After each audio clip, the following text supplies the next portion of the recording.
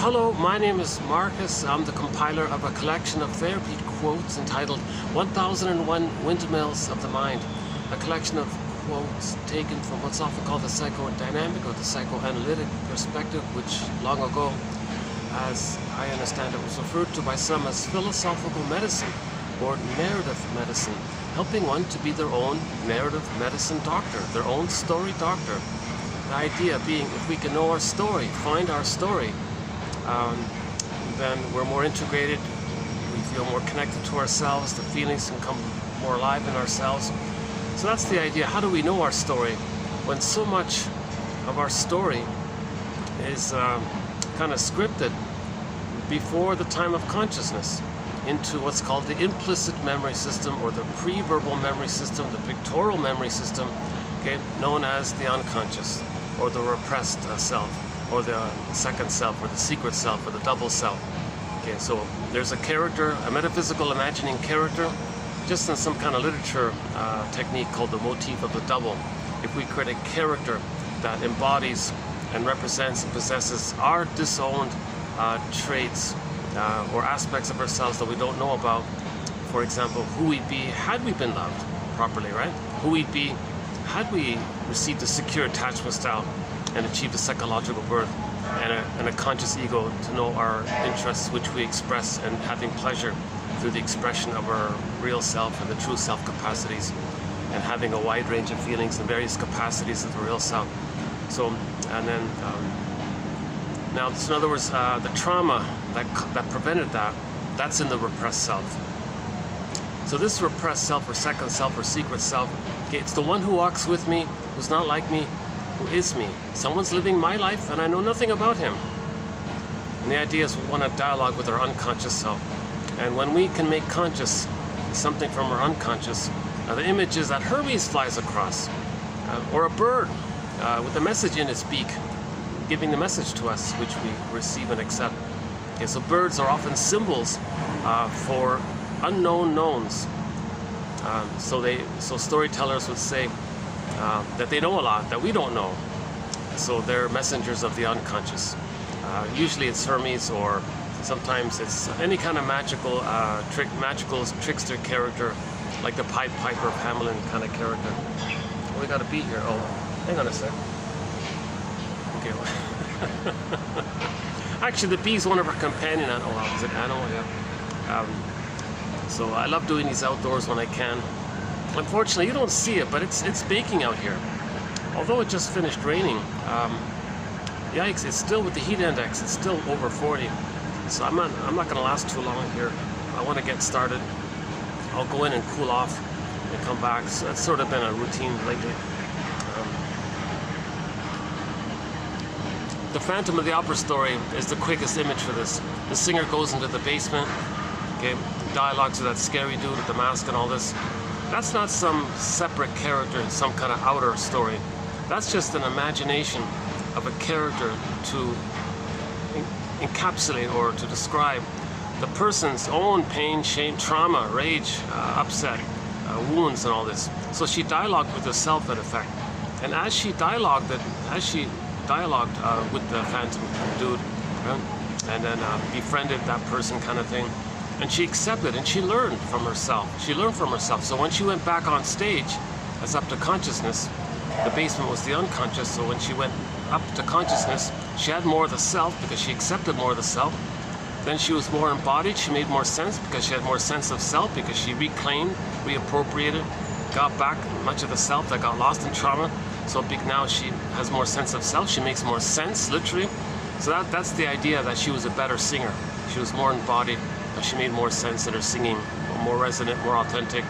And I'm sure she enjoyed singing from that place, much more so than from a disassociated place, you know, having the talent of singing, but being disconnected from themselves. You know, some singers, I think many people might agree, some singers seem to have the equipment, but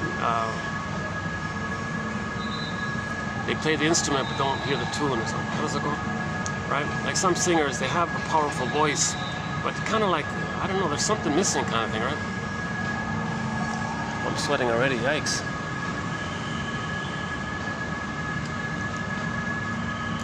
Okay, let me do my anxiety. Let me do my disclaimer. You're going to see my anxiety. I haven't been analyzed. I haven't done this therapy process. It costs a small fortune. I'd love to do it, absolutely. If I had the funds, I'd be on the next flight.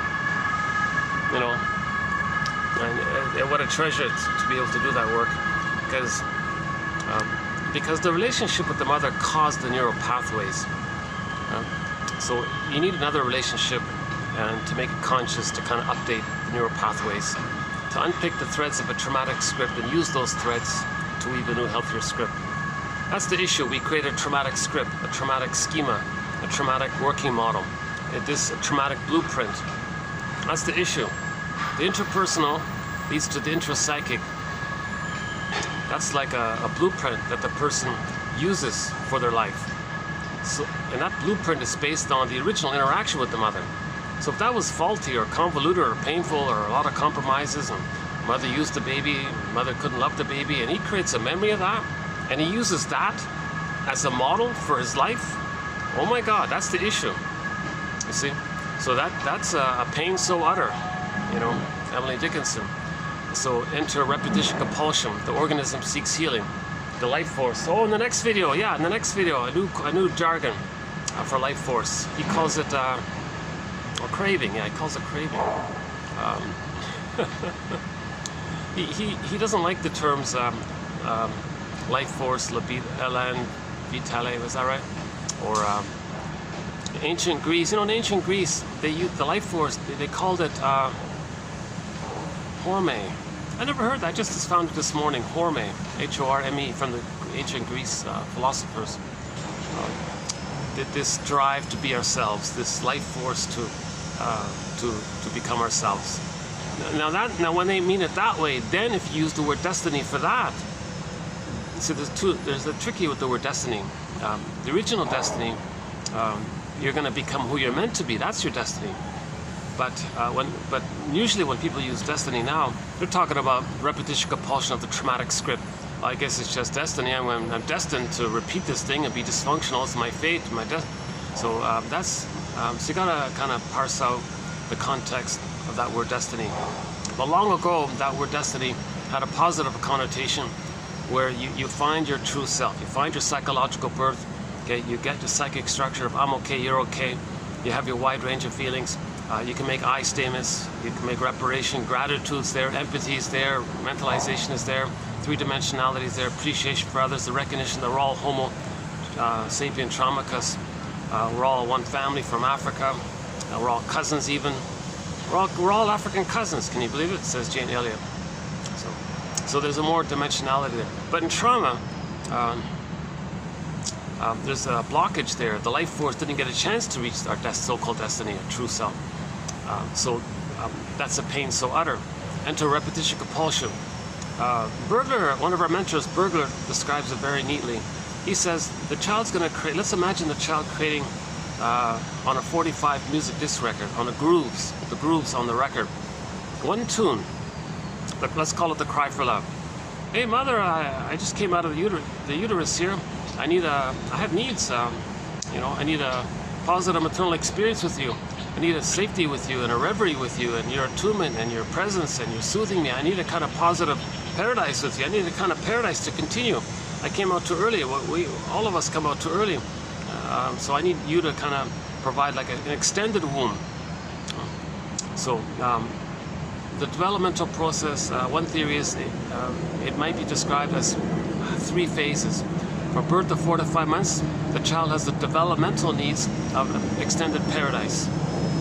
From 4 to 5 months to 18 months, he's starting to separate psychologically from the mother, and he's going to start to practice with the idea that he's like an individual himself.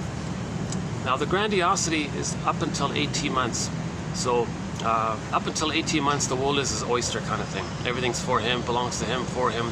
Okay. But at 18 months, another developmental milestone. From 18 months to 36 months, now he's more of an explorer, now a voyager phase, recognizes the humanness of things, and now empathy, reparation, gratitude, seeing the mother in a complex way, not either or, not a goddess or demon, seeing more realistically. That sort of enters the psychological picture post 18 months. So the child has certain needs between birth of 4 to 5 months, 4 to 5 months to 18 months, and then 18 months to 36 months, ballpark. I know it's just very, very ballpark. And if he doesn't get his needs met, wherever on that continuum, okay, the needs was for his development, for his destiny, right? Positive destiny. Psychological birth, we're usually just saying psychological birth here, actually, or individuation, psychological birth.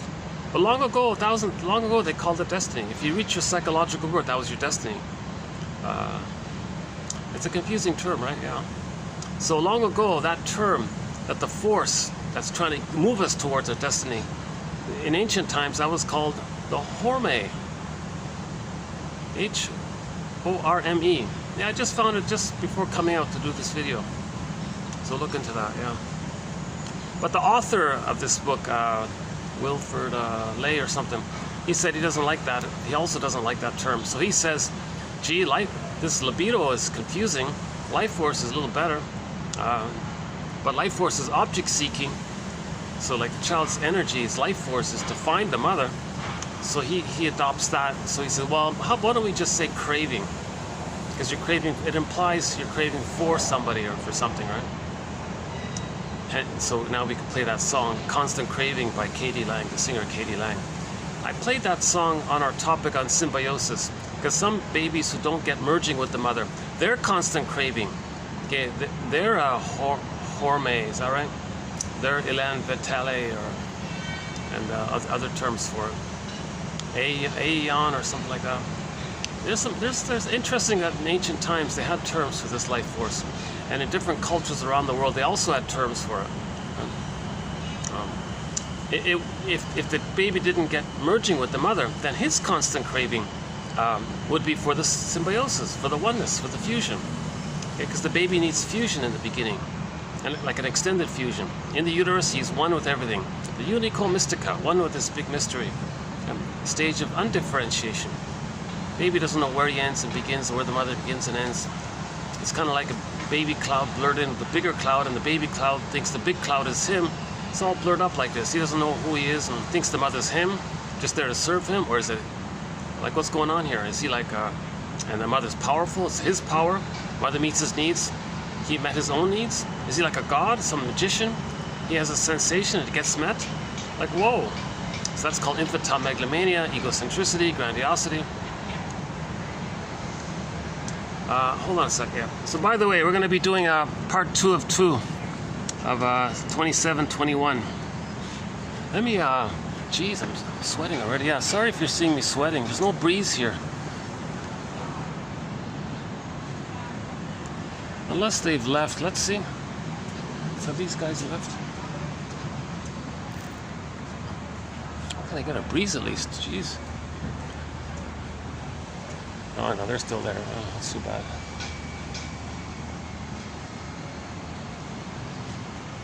Hang on, there's a little bit of a breeze here. Yeah, hold on a sec.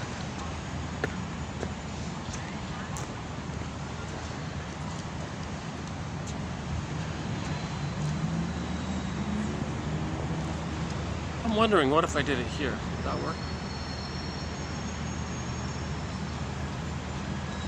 So, I don't want to bother the guests or anything. Well, yeah, so stay tuned for the next video, 2722. We'll talk a little bit about that one. Yeah, an interesting author, Wilfred Lay. He wrote a book back in 1917. Can you believe it? And it's pretty good, yeah. I just started in on it.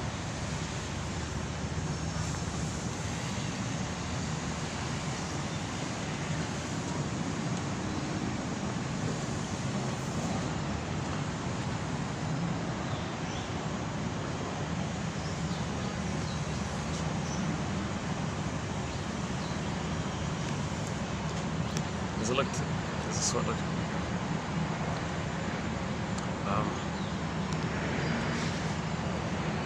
Yeah, So yeah, we'll explore this idea of this new term, horme, meaning life force, but he uses craving, psychological, like psychic craving. Oh yeah, I guess what he calls the unconscious. His metaphor for the unconscious, Titan, right? Because in the myth, these monsters were locked in the mountain or something, locked in the earth or something, but sometimes they would shake things and disrupt things. Well, we ourselves have a whole unconscious, and sometimes it shakes us up, questions our narcissism or something. I'm not too sure about his metaphor yet, so let's put a pause on that one. Okay, let's just do something pretty basic here. Let's go back to Edmund Berger's theory about the record. For his developmental identity, he has needs. Needs met feels pleasant. Needs unmet feels distressed, abandonment, depression, anxiety, pain, anger, shame, etc. Basic link. Right? F and N, feelings and needs. If the needs are met, the feelings will be pleasant. If the needs are unmet, the feelings will be some form of unpleasant feeling, right? Now the need that the baby has is for a, drum roll please, a secure attachment style. A secure attachment style. The opening, it's funny, the opening scene of the final episode of the comedy, The Danny Thomas Show, the son was playing the drums. I was thinking about that, yeah. And in the next video, yeah, we'll have a quote from that show, the final episode. The actor who played Maynard Krebs is in it, yeah. And we have a quote from that old show, that old classic show. The Many Loves of Dobie Gillis, right? So there's a sitcom called The Many Loves of Dobie Gillis. One of the characters was Maynard Krebs, and he had some kind of emotional development that made him very sensitive. So a unique byproduct of his trauma was it made him hypersensitive. So that they made an episode about that, and they had 3 shrinks come to try to analyze him. And one of them jokingly said, he has the Mutter complex, in German, the mother Mutter. The second one was not bad. She said, well, he's got prenatal trauma, emotional catatonia. I thought, whoa, maybe, because Jeanette Paris calls it trauma emotional hypothermia. And the common image for emotional trauma, okay, is freezing, turn to stone, okay, petrification. And Maynard Krebs had a hobby of collecting petrified frogs. A very unusual hobby for somebody to have, to collect petrified frogs, really. So that over the top might be something over the top like that, might be like a psychological message that maybe the person feels like that. Maybe he's trying to say, I feel like this, help, please, I feel like this petrified frog, emotionally, right? Or maybe the scriptwriter was just saying to anybody, it's possible that someone might feel like a petrified frog. Okay? And in myths and fairy tales, sometimes a character becomes a statue. So Echo in the Narcissus myth becomes a statue. Okay, the Faithful John fairy tale, the Grimm's tale, Faithful John, that Robert Bly tells, that character, like the wisdom of the body, the body's energy, or your embodiment, and your feelings are in there. Your feelings are in the body. I feel therefore I amness. So that the personification of our embodiment was Faithful John. That character turned to a statue. Again, that's a sign of trauma. When a character becomes a statue. Oh, hold on a sec. I gotta make sure I don't get water on this thing. Yeah, 1 sec. Little water here.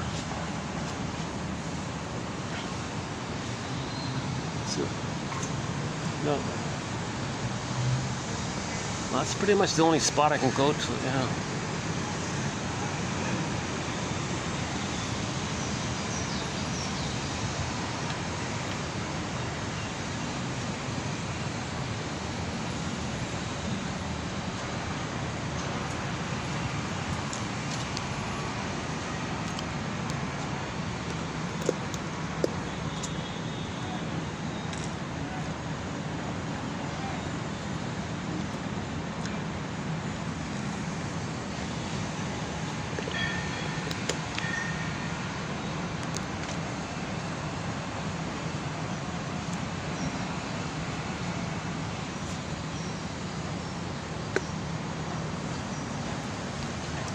let me cool off a little bit and come back. Yeah. Sorry about that. Sorry about these little delays and interruptions. Part of my anxiety. But on a realistic note, it is a busy, crowded, popular city. It's hard to get. There's a bit of a breeze, yeah. But they got the guests here at the pool.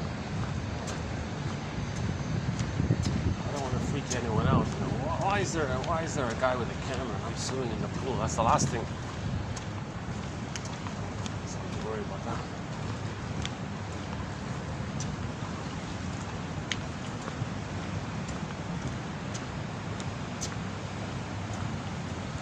Geez, I wish I could just take a shower. Oh, Jesus, man.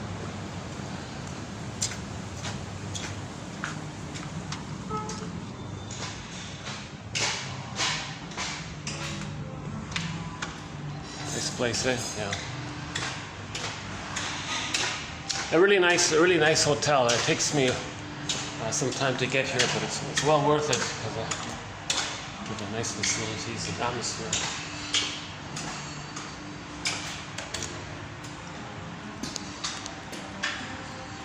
Okay, so remember that link between feelings and needs.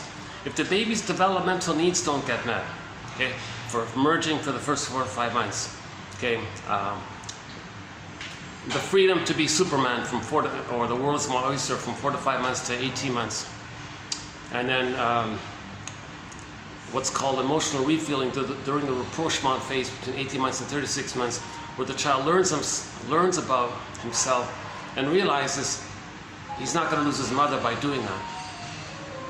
So he got the support to know himself and the permission to know himself, and he's not being used to serve the mother, please the mother. Then by the age of 3, he's good. He's got his psychic structure, intrapsychic structure, his blueprint, a healthy blueprint of I'm okay, you're okay. Going down. Let's take a peek while we're here. Yeah. So if the needs don't get met, baby's gonna cry about it, be distressed about it, and if the mother doesn't get it, okay, then his whole inner life becomes frozen, petrified, turned to stone. Another common image is the Velveteen Rabbit store. How's the AC? Oh, wait a second. Oh, geez. Oh, yeah, okay. Oh no, there's a major function here again.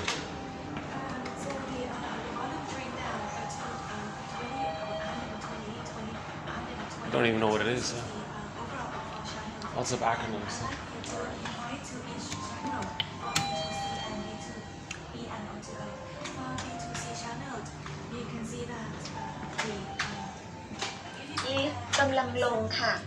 Going down. Well,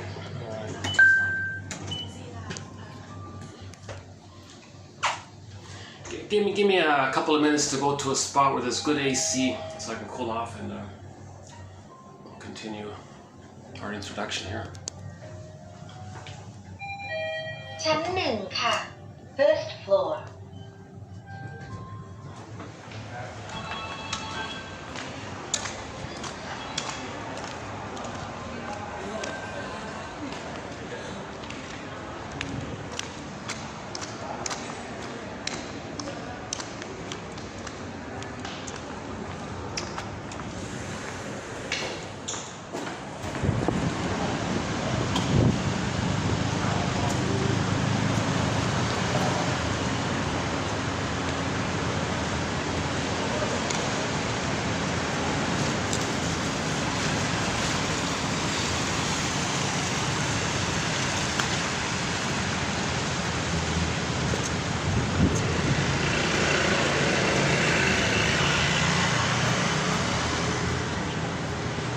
All right. Oh.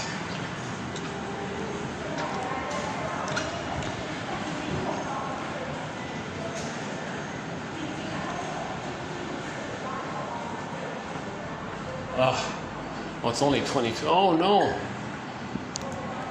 I've only got about 22. I'll take it. Yeah, it's okay. Actually.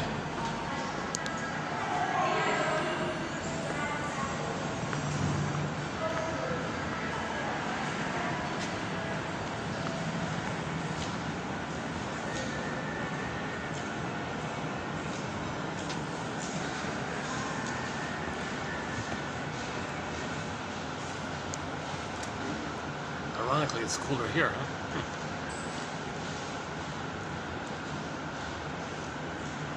So we're talking about we live to the extent that we feel, but the feelings are a celebration that the needs got met.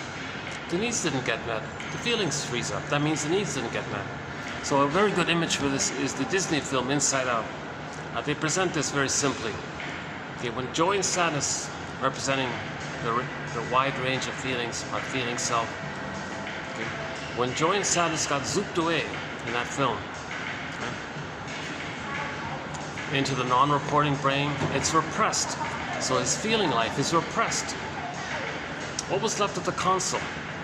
Okay, the hyperreactivity of the amygdala, the stress response, right? So fear, anger, and disgust mainly was about the physiological recognition of distaste and dissmell, but also related to the survival area mainly. But the baby, first would like to flee, but where's he gonna go? No motor skills, can't pick up the phone, ask for help. He can't really escape anywhere. So the fear character is going to quickly get overwhelmed, and anger jumps up. And so mainly anger's there. So the self-help, the corrupt self-help, the scam was, oh yeah, you want to heal? Just bang the pillow. But they don't tell you why. Shall I compare thee to an onion? Anger's there. It's not about beating the pillow to express your anger. We get that the anger's there, but why is the anger there? Well, joy and sadness got zooped away. Joy and sadness got zooped. Now why? So joy and sadness got zooped, so feelings and needs. Because the underlying needs weren't met. The developmental needs weren't met. So the feelings zooped away. So that I feel, therefore I amness. That whole thing's frozen like the statue. Okay?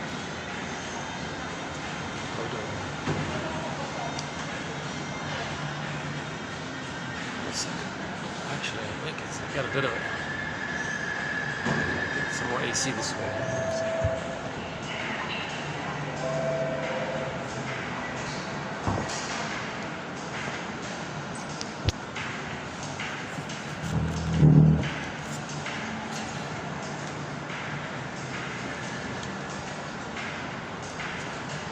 Is that better? A little better.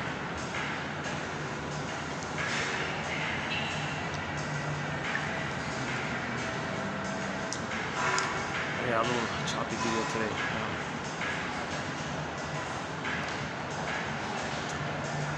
Okay, so yeah. So let's use the first block of time. The baby needs extended paradise, the first from birth to 4 to 5 months. Okay, the reverie, mother's attunement. No, if those needs aren't met, he's gonna cry about it. Okay, then his inner life is frozen. He becomes a statue inside. So that's Echo becomes a statue. Okay, Faithful John becomes a statue. Velveteen Rabbit, okay, the rabbit becomes a stuffed feeling, unreal feeling. Okay, the carpenter guy who took that block of wood and carved out this little boy and then was praying for it to come to life. Okay, likewise, the stories about wanting to come alive and feel alive. Ellen, feel alive, feel our vibrancy and all this.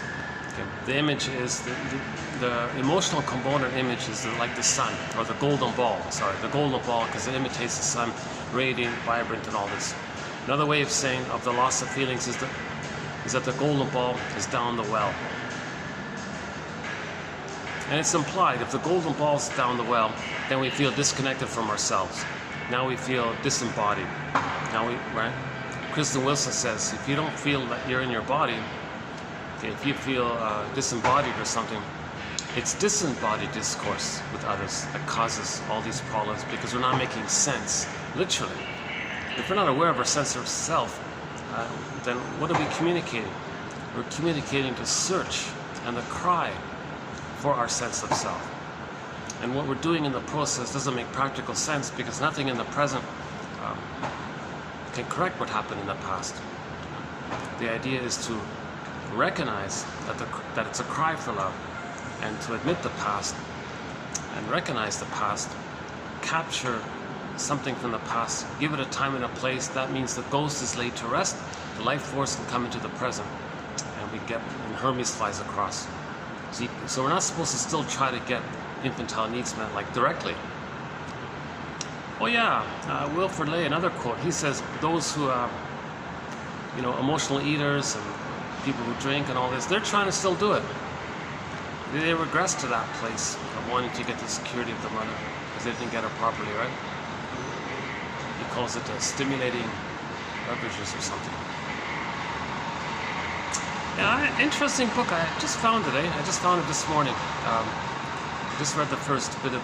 It's called something about the unconscious. Wilfrid Lay, L-A-Y. 1917. Just from skimming the first little introductory bit, I got like three or four good quotes already. So I'm a little excited about this discovery. See, that scares me, that there are a lot of good books out there that haven't been digitized. So when one does get digitized, oh my God, that's awesome. But Edmund Burglar's book about humor hasn't been digitized yet. So Edmund Burglar's one of our mentors. So I'm hoping somebody will digitize his book. Yeah. John A. Sanford, who gives psychological interpretations to religious stories. Hundreds of lectures on cassette tape. Oh my God, I really hope someone will digitize them and make it available.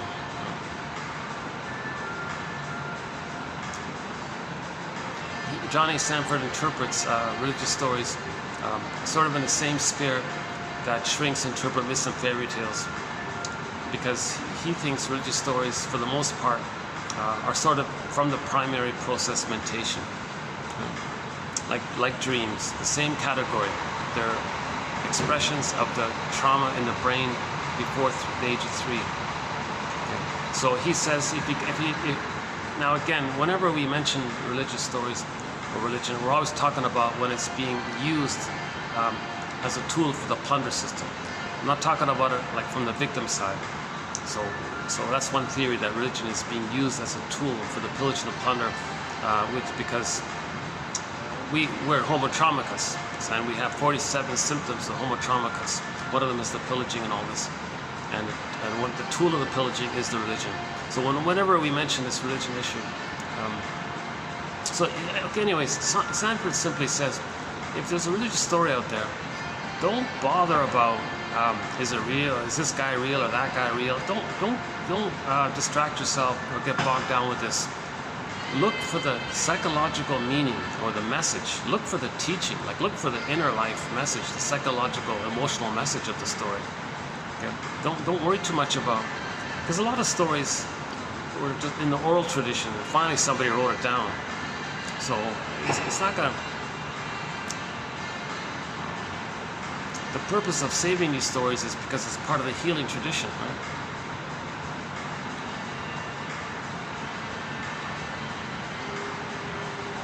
Yeah, so I'm hoping a lot of good material can get either digitized by audio or, oh my God, what about the videos, all those, there's not one single audio or visual or video of Edmund Burglar. I can't believe it. Unbelievable. There's only one audio of Karen Horney. Unbelievable.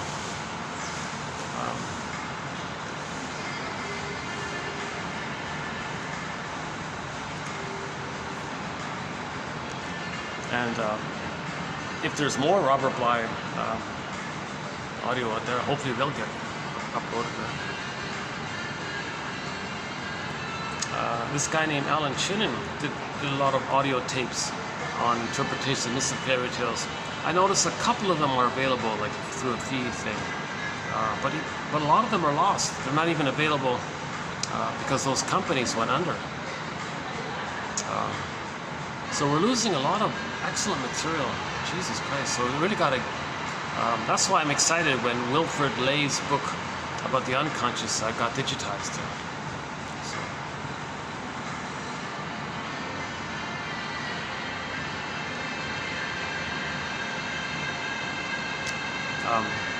In other videos, I kind of went into detail about the various needs that the child has, as I understand it.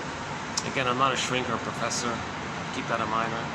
I'm only the compiler of the quotes. I'm just sharing the quotes that I'm finding. I'm not a professor, keep that in mind. I have been analyzed, as mentioned before. So it's up to each person to kind of be their own detective. No set answer here. These are ballpark approximations, theories, speculations, invitations for mutual exploration. Get little clues, trying to be a detective, brainstorming here. No set answer here. Robert Bly, when he speaks to an audience, he's not a shrink either, right? So when Robert Bly speaks to an audience, he says to the audience, "Dear audience, thanks for coming out here tonight. 30% of what you're going to hear is wrong. It's up to you to figure out which 30%.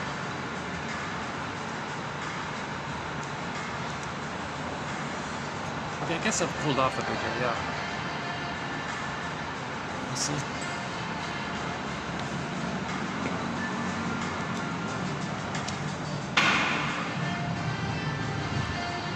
Well, used to be nice and cool in here, but it's only 22 now.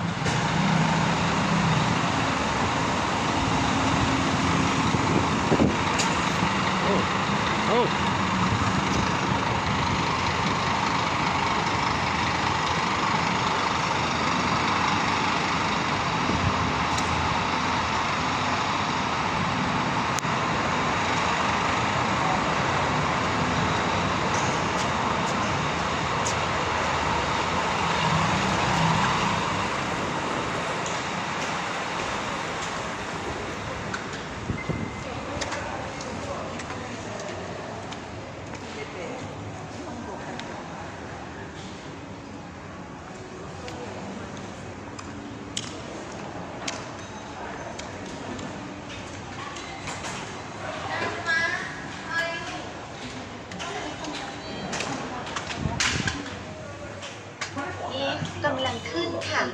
Going up ประตูลิฟต์กำลังปิดค่ะ Door closing. So we're posting this in the year 2023.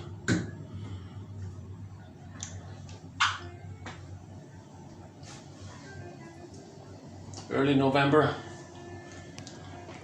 Oh, late November, yeah. Pavlov's Dog, the classic rock band, Pavlov's Dog.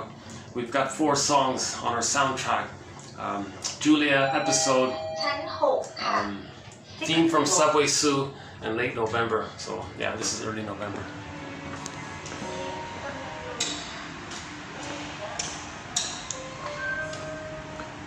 The jury's still out about Song Dance, whether to include that one.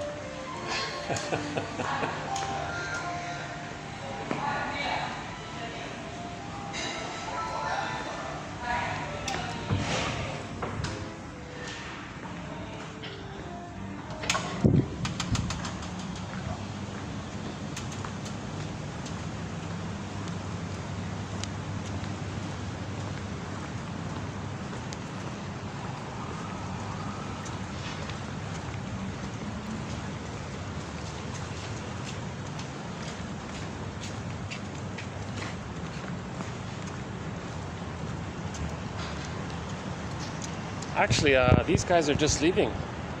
Maybe I can...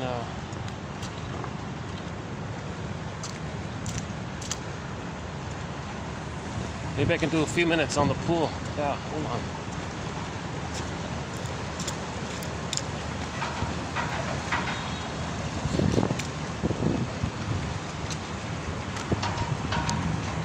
Yeah, a little bit of a breeze. Yeah, let's hang out at the pool for a bit. It's always nice to get the water view. Yeah, all right, yeah.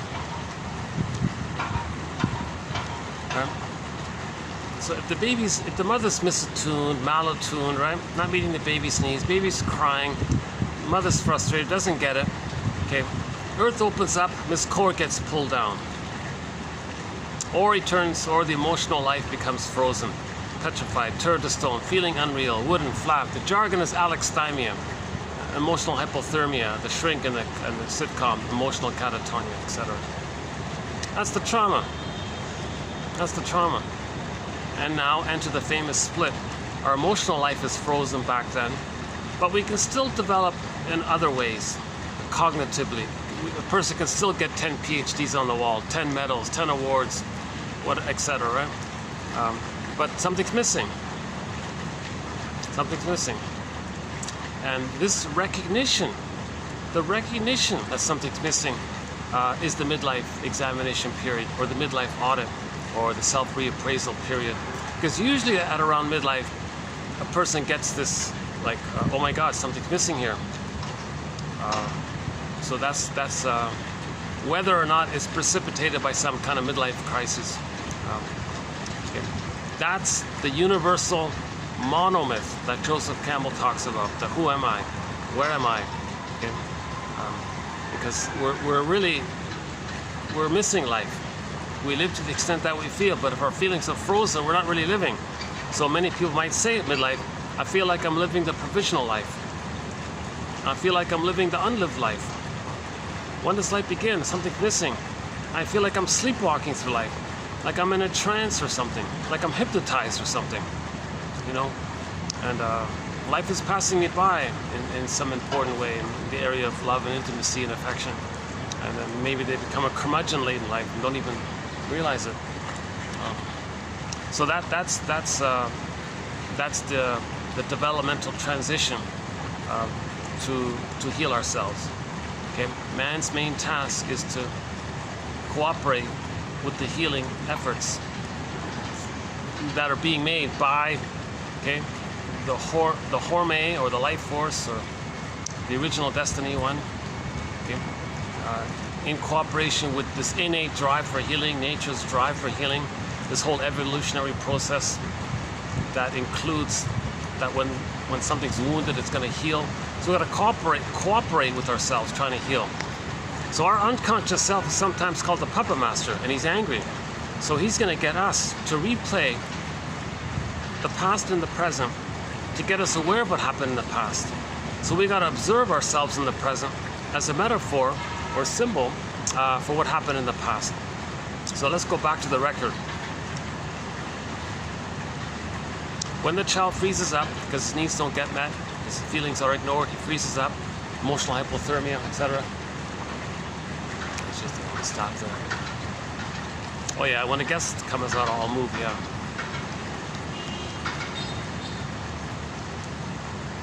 Yeah, it was just raining before I started, but it's still pretty hot, yeah.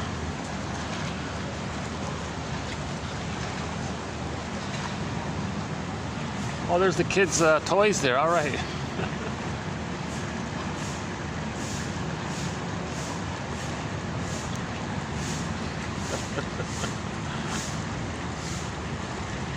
See, we got to be like those construction workers, you know, and build our ego, restore our ego, okay?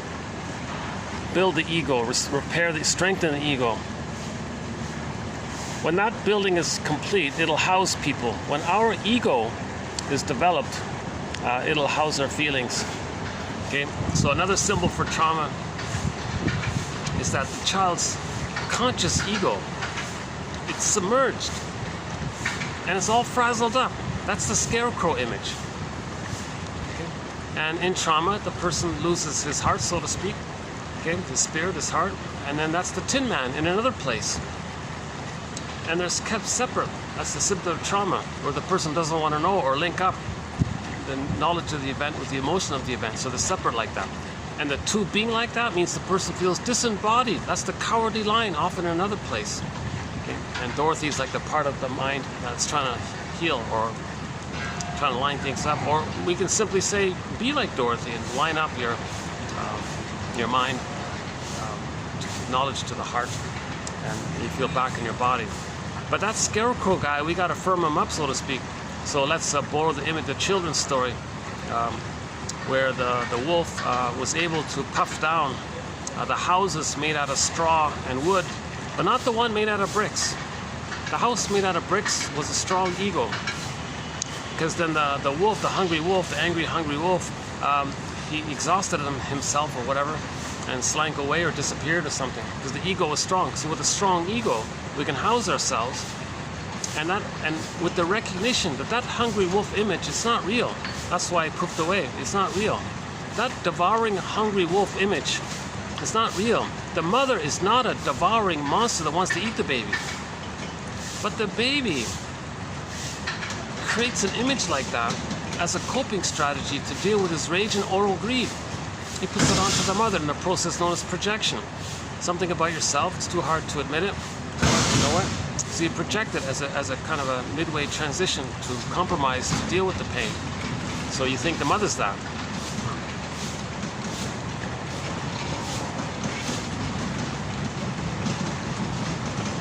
Oh, they're moving the stuff around.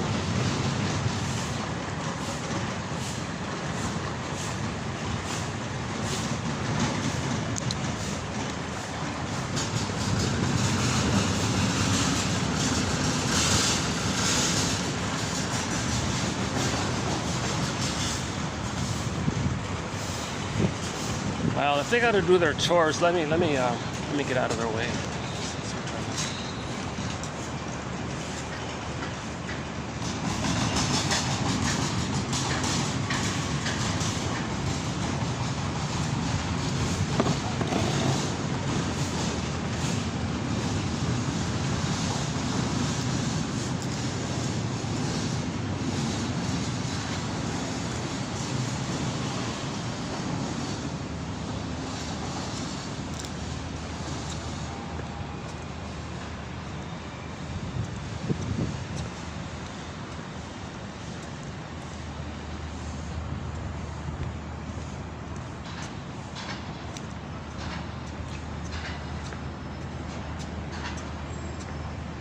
Yeah, it's busy.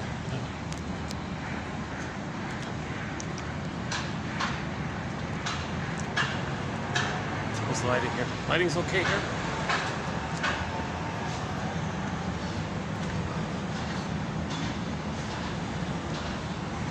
It's a little hotter here for some reason.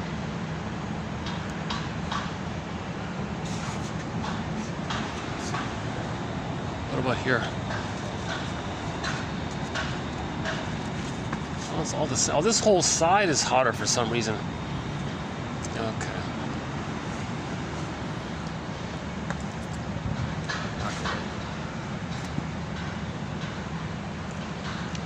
Yeah, I'm having sort of an off day today, like in the last video. I was having an off day. I'm still sort of in an off mood, so my delivery's not going to be. I'm not in the freshest of spirits today as well. So my give back is that the quotes. So the give back for my imperfect delivery is that if you click the more link in each video, you'll get on average 10 quotes, 10 advanced self-help quotes from the psychoanalytic perspective, mostly from the shrinks, a few from the self-help authors, and these quotes are on topic to weaving, to strengthening the ego, the consciousness. Okay. So just as a bird makes a nest, then there'll be an egg. Okay, we weave this basket of knowledge, then our feelings can come back into ourselves. So we have 10,000 quotes to this general end. But this sort of active reading and researching, and that's sort of the yang of healing. The yin of healing is you need a caring witness, a presence, and the presence helps you to free associate. You see, and being able to free associate, you can accept the presence, and like so, the yin and the yang of healing. So the grief is healed when it's witnessed by a caring other. That's the yin, okay, the dark side of that symbol, yin yang symbol, the Tai Chi symbol, and the yang is like the act of doing, the knowledge, right? So the embodiment, like when that character, when Echo becomes a statue, that's the yin side, when Echo, the feeling self, or the faithful John character. That's the yin, the inner life. The yang is sort of the conscious doing and all this, right? So this material, this knowledge, this is all yang basically, right? But it prepares you to trust someone to talk to and understand if they don't get it a little bit. And so we want to make intellectual knowing into emotional knowing. So the intellectual knowing, that's the yang. The emotional knowing, that's the yin. So we need both, the yin and the yang. Oh boy, I'm baking here already. Yikes. Yeah, for some reason, this is like twice as hot here for some reason. Why am I so hot here?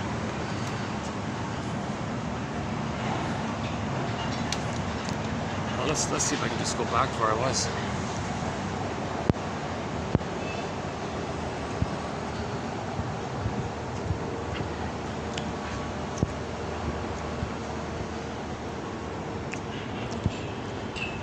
Yeah, so my give back is that the quotes are posted below. If you click the more link, you'll see on average 10 quotes. Right? So I'm hopeful that 1 out of 10 will click. 1 out of 10, I think, can be helpful. I'm very much hoping so that's the case.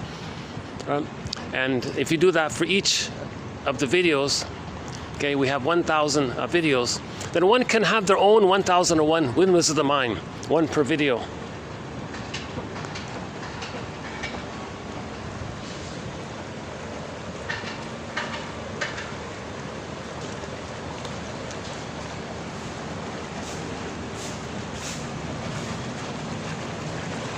Over here.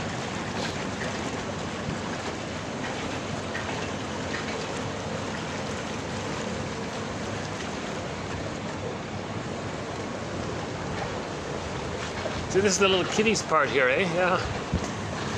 Yeah, that's pretty good. They got the kiddies part. That's a good little pool, yeah. Good pool here. Yeah. Family oriented. How's the lighting here?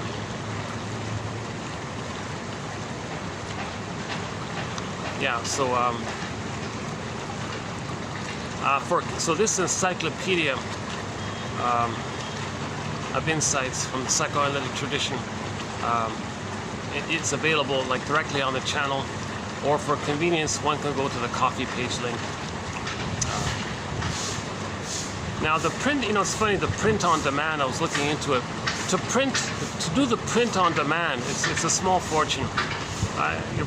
It's much nicer to have it printed, like to hold the paper and all this. It's much nicer, for sure. But for €4, just a nominal amount, one can have this whole encyclopedia on their iPhone, and it can be a lifelong companion. And you follow. And Robert Bly's advice is to read psychology every day for 10 minutes. So read 10 quotes a day, basically. Because one will click, and every day you get a little, you're unpicking the threads. They call it therapeutic turning points. When you get like a little aha moment, then you don't need to repeat. When you know why you're doing something, we repeat and do something dysfunctional, and we don't know why. Once we know why, we can stop repeating, right? So the overall project is to get back our embodiment and our golden ball, and get back to our psychological birth, right? So the hero's journey, or the second journey in midlife, is to get our real self, right? Or the destiny.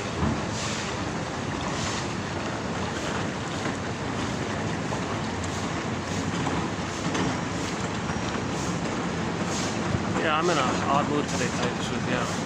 Yeah, yesterday's video, I was really in a rough mood, yeah. Jeez. But ironically, that video didn't turn out too bad as I thought. This video, I think that video might even be better than this one, the first one, the part 1. Let's see how it goes. We haven't finished it yet, yeah?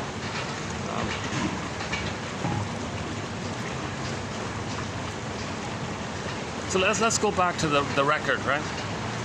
So everything's love or a cry for love. Everything's a love or a cry for love. If the child goes through the developmental process from birth to 3, he gets his needs met to age 3. He has a conscious ego that allows him to recognize his uniqueness, which he expresses in their pleasure and loving life. Okay? He has the golden ball, so he has a wide range of feelings, needed feelings, appropriate feelings. So the main animating emotion is joy. Okay, the serene, inexhaustible fullness of beingness. He has his beingness, his sense of self. So he feels alive in the present. He's not sleepwalking through life, going through the motions of life. Life is passing me by, kind of thing, right? So he's loving life, expressing his uniqueness and the capacities of the real self. I think one version of it is by James F. Masterson in his book called The Search for the Real Self. He's got this list of the capacities of the real self.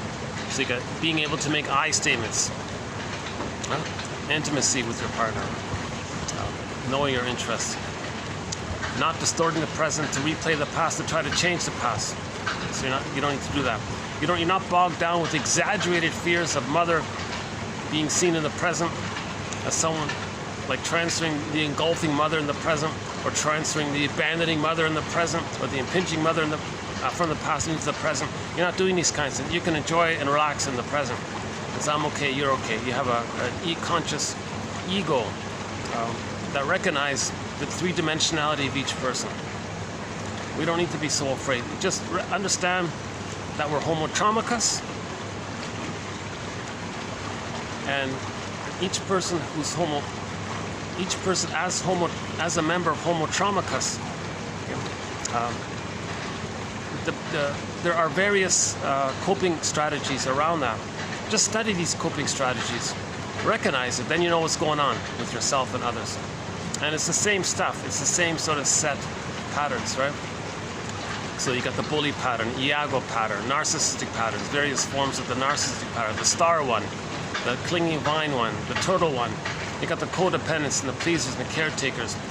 Okay, and then you got the issue of passive aggressiveness and the whole schizoid emotional attachment styles, you know, insecure attachment style. So you look at this whole body of knowledge, and you, okay, I think I can see how this person is coping with their trauma, and what kind of personality pattern they've developed, what traits they've picked up or something.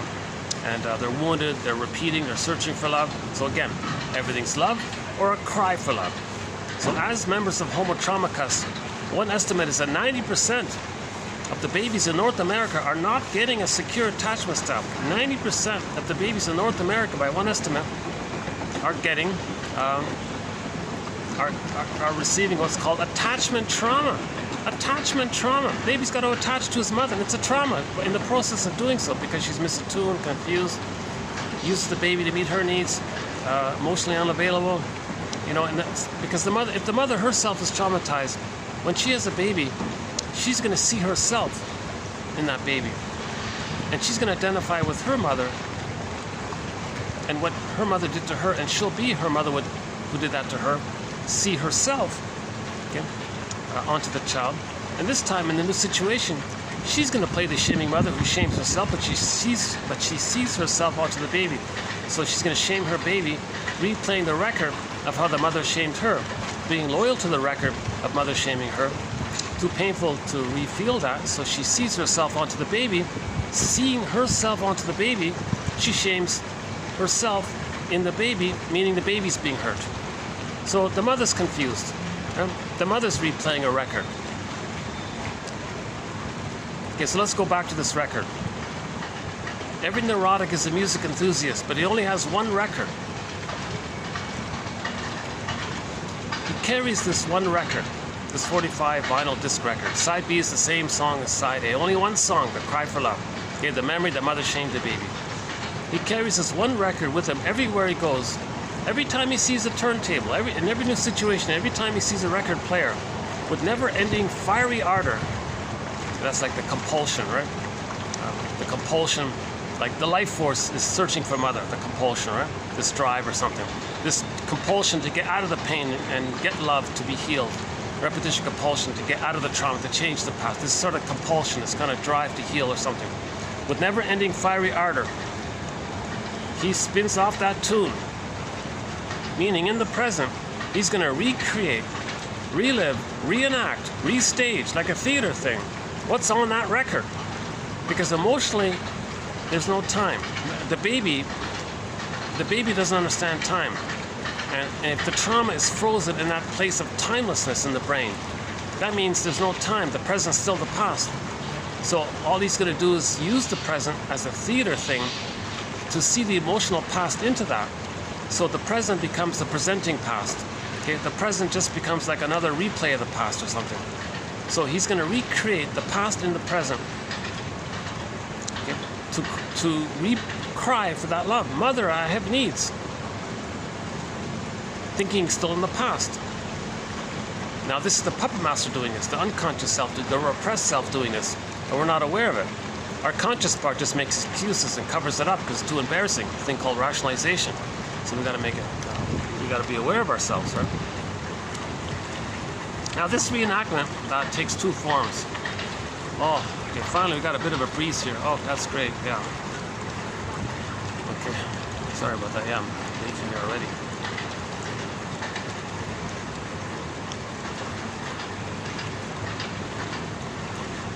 Gosh, you know, I wish I had, honestly speaking, I wish I had like a nice penthouse apartment or something with AC on it, soundproofing or something like that. I could play this, I could play the good song, I could bring in the good speakers and play our songs.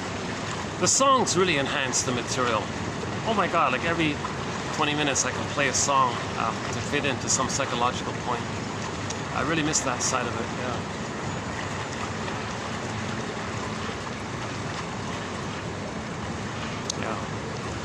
Okay, so the record says it's a neural pathway. The metaphor, it's like the neural pathways in the brain, like the wiring there. Okay, let's imagine a record with wiring on it. The grooves in the record can resemble the wiring in the brain or something. So the grooves on the record, the wiring in the brain is that the baby had needs, weren't met, cried about it, mother didn't care, and it's pressed. It's repressed, it's pressed down, grooved down, and the whole thing is in our unconscious. That's called repression. And this is a conflict. This is an ongoing conflict. Needs and the wish, the needs, and the fear of the memory of mother's shaming the baby. The wish and the fear. That's a conflict. It's repressed. It's petrified. It's frozen. It's in the grooves there. The wiring's laid, set down, a template. So it makes the person, that they call that neurosis. It makes the person neurotic because they're not enjoying the present. They're just reliving the past and the present, thinking they're still in the past, trying to change the past. That's why we're neurotic or not making sense. And in the process of replaying the past and the present, oh my God, you're not seeing things clearly in the present. You're seeing things from the emotional mad world of the unconscious logic. Now, in the Alice in Wonderland story, it's mad in there, right? Things are upside down, double-think, trans logic. You know, for example, somebody with the bully personality pattern can reap the mother hurt them, they hurt others. They feel how the mother hurt them, then they say the one they just hurt is the mother that just hurt them. So it's mad in there. So, okay. So and that's why we're not making sense. Okay.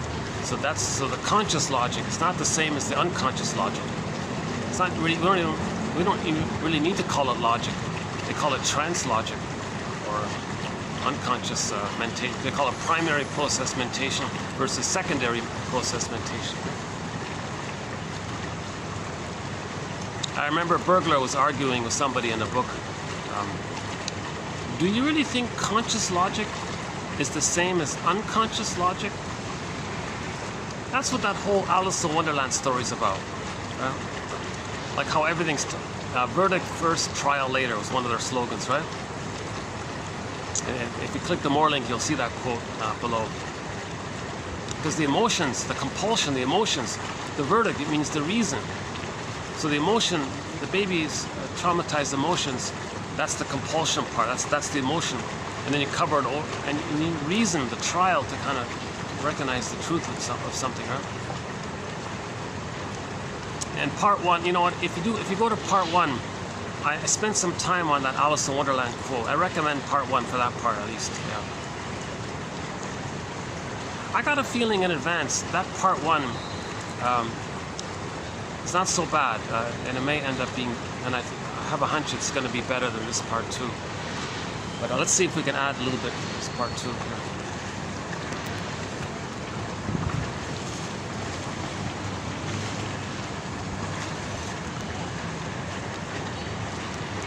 Oh, it's a rare treat to get the pool in the background. Yeah, I love it. Yeah, it's nice. And as far as I can tell, no one can hear me there. They've got good, thick glass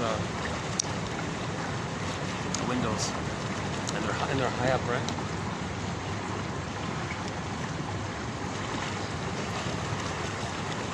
Yeah, I have to double check that. Okay, what else? Okay, so let's go back to the record. Neurosis is the petrification, okay, this imprinting, whatever, psychological imprinting, psychic reality. Psychic reality, again from the last video, or no, 2 videos ago about psychic reality. The baby thinks the mother's a monster that wants to eat him. That's his psychic reality. That's what's imprinted. It's not the reality. That's part of the trance logic. No time, timeless, displacement, symbolization, condensation. You know, all this flipping thing going on. One can be the other. This morphing thing. One can appear to be the other. The aggressor once believes he's the innocent, and the victim, he thinks he's the one that hurt. Like, this is all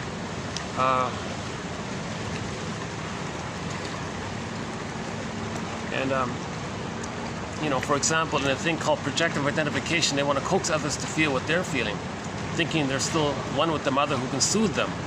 That's why we're not making sense, these kinds of things.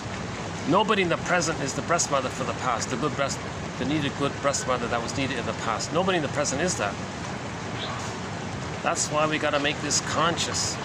Then we stop making nonsense. Then we can start to make sense. It's all nonsense. In other words, it's from the conscious point of view, this is all nonsense. But the baby thinks in images, his emotions infuse those images, and it creates this whole primary process, myth, fairy tale, mythological world like that. So myths and fairy tales describe a traumatized baby, the mind of a traumatized mind. Myths and fairy tales describe the traumatized mind. It describes attachment trauma, goddess and demon. If the baby's nursing with the good breast, there's the goddess. Okay? If the baby's nursing with the bad breast, he projects, there's the demon character. So he's in heaven or hell.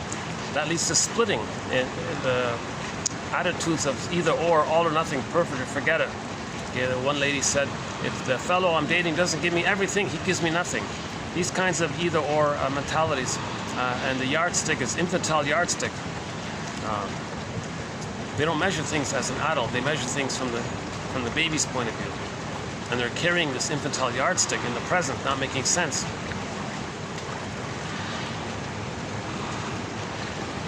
The mother's one human, and you need that recognition to feel safe enough to have that you had a mother who loved you. Then you separate from the mother who loved you. If the baby didn't have that experience, he's fused with the mother. The fusion is split. Now the fusion means the self and the other can flip around easily, and they got different relational units, fused relational units. So that's a traumatized mind. Now this traumatized mind is communicated through myths and fairy tales. The forest means the unconscious, dark, unknown, and the treasure's in there, the baby's in there, you get the golden balls in there, okay? And the monster's in there. But it's not real. The mother isn't a monster. But the baby may think that in trauma. So the recognition that image of the mother being a monster, and we recognize that came about by the feelingful area, that our needs weren't met, and our unmet need that turned into enraged oral greed, we projected that onto the mother. So the recognition that we didn't get the proper developmental process with the mother, and the feelings around, oh my God, the greatest hurt of all, the recognition of the greatest hurt of all, the greatest hurt of all, the greatest hurt of all. The truth will upset you free, the greatest hurt of all. Mother failed me. Meaning, or another way of saying, mother failed to provide a secure attachment style. Now you gotta be a detective for yourself and for the mother and for all of Homo traumicus. We gotta be a detective of ourselves. We gotta understand ourselves, know thyself. We gotta know ourselves, right? So this psychoanalytic idea is generally called know thyself, right? And philosophers from long ago were into this. Ancient African spirituality was into this, the holistic approach. Almost 3,000 years ago, a very good quote from Confucius. He said to his students once, "Dear students, when I'm in a party of 3, I always have 2 teachers. To the one I admire, I study from him. To the other, in whom I see traits that I don't like, I search for those very same traits in myself." So Confucius had a psychoanalytic mind because he was teaching about projection. He understood that something about ourselves we don't like, the way to not be aware of it is to say others have it. Lachlan calls that creating a mirror defense. You look in the mirror, you know what you're denying. And if you admit your projections, you own your projections. In pop culture, it's called shadow work. Okay, shadow, you project it, you will own it, come back to yourself. Withdrawing your projections, owning your projections, they call shadow work, right? Because if it's repressed, it's in the shadow. When something's repressed in the unconscious, to know that it's in there, it's via your attention of it outwardly. That's called projection. So your attention of what's denied in you outwardly, then you see it's outwardly. That's like a mirror to know what you projected. Projection is the means of bringing repressed material to consciousness, right?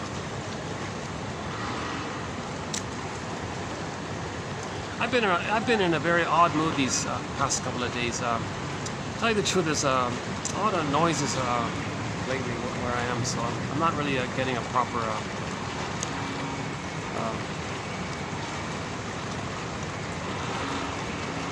whatever my mood is.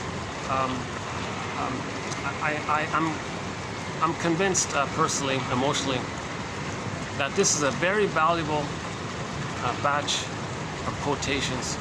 Okay, 10,000 advanced self-help quotes. You won't find these. You see, the self-help genre, most of it is just to make you feel better with your fantasies or something like that. Okay, magical thinking. Well, think it and you'll have it. Thinking, you know, these kinds of like appealing to your infantile. They don't make you aware of yourself. They're just little tricks or something. Or motivational pep talk. You can do it kind of. So we don't have that kind of genre in there. Right? I'm not saying it's all bad or all, but it's not. Now, some self-help books are psychoanalytically minded. Like Jeanette Perez, Tina Gilbertson, Eric Byrne, of course, Karen Horney, and so on. Those authors, we have their quotes. But most of the quotes come from the shrinks. But the quotes from the shrinks are mainly more recent shrinks. So mostly, what I'm trying to say is we don't have Freud, or Jung, or Lacan, or Kohut, or Adler, and so on, these kind of big names. We don't really have them. A good reason why we don't have them, in the next video, there's a quote from Giovacchini to explain why we don't have them. Yeah. So check into the next, or go to 2772. Read that quote by Giovacchini. That's mainly why we don't have Lacan and Jung and all that, but not to totally disparage them. Those guys inspired a lot of people. They kept the psychoanalytic perspective alive, and the quotes we have in our collection are mainly by the people who have clarified and waded through that material and were inspired by it. So we mainly cover object relations theory by James F. Masterson, Melanie Klein, William Fairbairn. Right? Developmental theory by Margaret Mahler. That's sort of like the mind side of it all. Karen Horney kind of provides sort of the heartful side of it all. Edmund Burglar, sort of the gutsier guy, confronting our rationalizations, our excuses. So those are our main mentors in our in this collection. Okay, Burglar, Mahler, Klein, Fairbairn, Karen Horney, and Masterson, James F. Masterson, Karen Horney, Edmund Burglar, William Fairbairn, Melanie Klein, Margaret Mahler. Robert Bly sort of makes a guest appearance, I feel. So the Jung and Lacan, all that obscure jargon. For example, that Mr. Jung guy, oh my God, he was a master at creating confusing jargon that we don't need. So it might have been what Giovacchini was saying. The same with Lacan. The issue with Freud is we don't have a decent English translation of what he said. He wrote in German, and there's an issue with the English translation, and it's all convoluted. Thankfully, others have waded through all all that. Once in a while, if I find a German speaker who knows English, who writes in English, he's a German native speaker, and he says, the German speaker says that Freud said such and such, and he translates it directly himself, I'll go with that. Like if Edmund Bergler or Melanie Klein or Karen Horney says Freud says such and such, okay, fine, I'll include it. So, or Hans Lowald or Elma Kaiser or other guys. If it's an English speaker quoting the English translation, oh, I don't bother anymore. I don't even want to read it anymore. I just don't want to waste time. And you always feel a little frustrated, like it's too gamey, right? It's too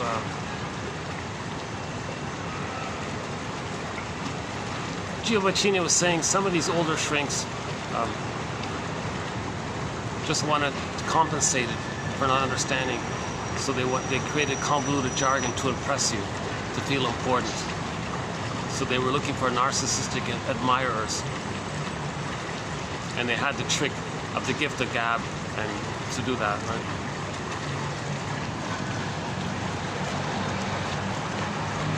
Okay, let's cool off here. Hold on a sec. Yeah, I'm baking again. Let's get some. Oh, too bad. Yeah, got the water.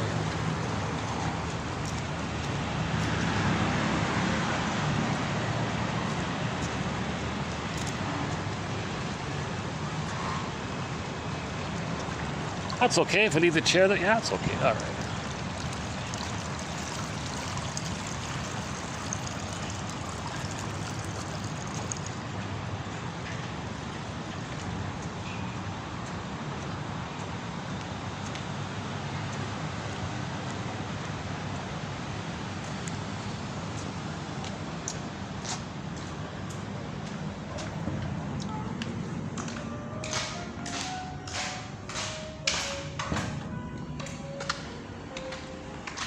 Oh, they moved the sofas.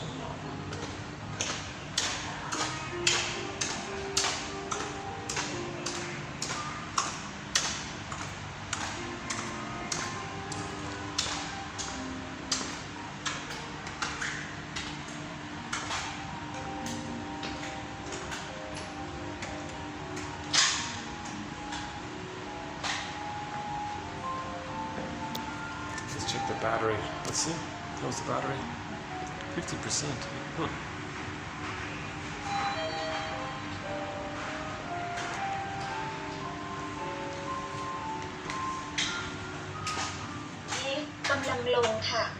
Going down.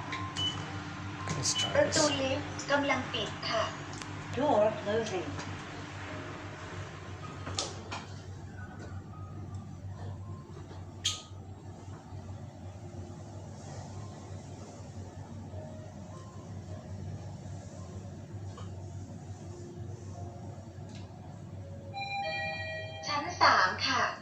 Third floor.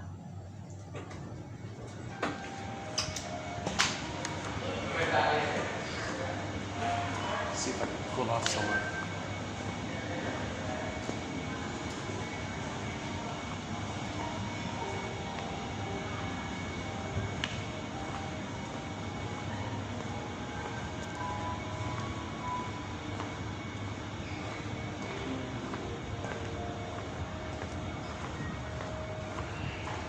I don't want to stand in front of any of these shops.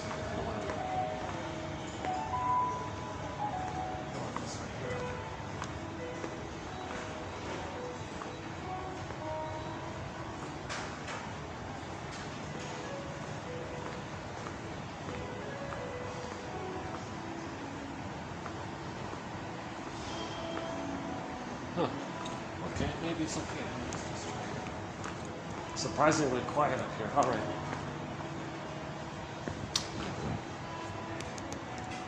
Let me just spend a few minutes here to cool off. Nice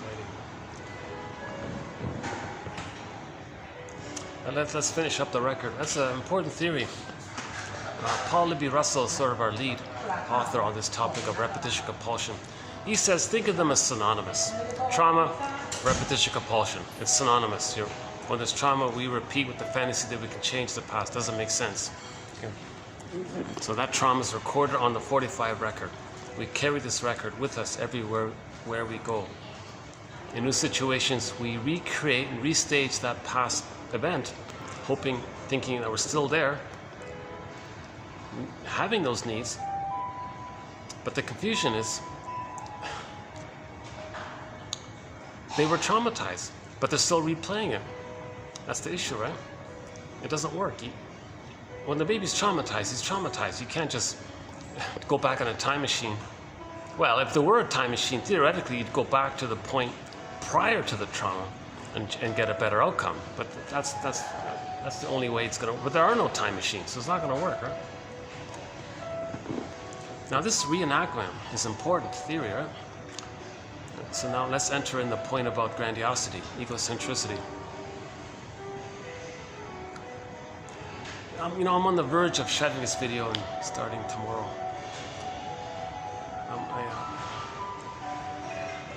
My heart's not in it today, to tell you the truth. I'm really kind of I'm not feeling present today at all, like I was in the last video.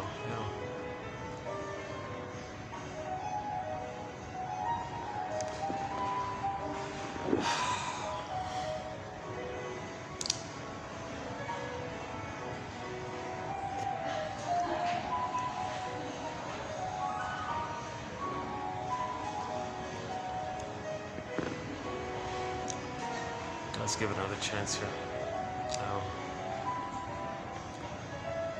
The baby in the uterus thinks it's all about him. Right? In other videos, we went through the details about this. So egocentricity, okay, he's a little god. Jeanette Paris calls it how the baby thinks he's on the throne. Everything's for him, about him. Narcissism, etc. Right? Now this egocentricity dissipates roughly at 18 months.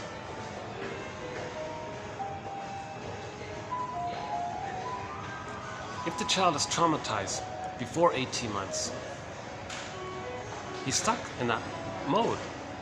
He's going to replay that place of the trauma prior, in pursuit of it, stuck there, didn't get his grandiosity needs met. Okay. Either he didn't get the extended paradise, or he was rebuffed for the time when he thought the world was his oyster from 4 to 5 months to 18 months. Then he takes refuge that once upon a time he was on the throne before he was traumatized, and he's searching for that.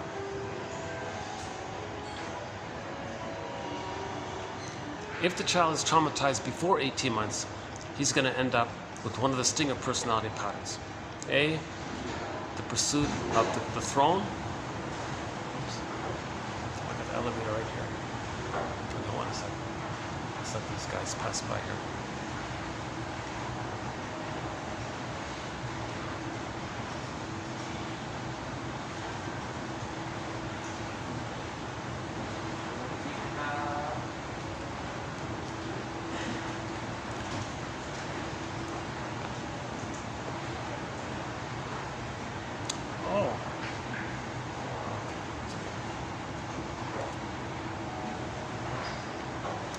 So there are a variety of points to highlight about the stinger personality patterns.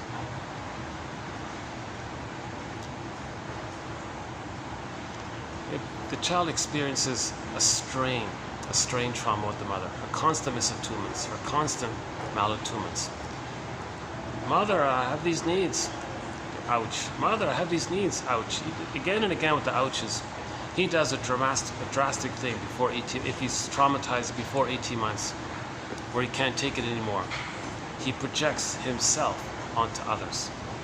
So his feeling of being shamed, no good, guilty, unlovable, defective and all this, okay, he'll say others are that, as a trick to not know that it's within.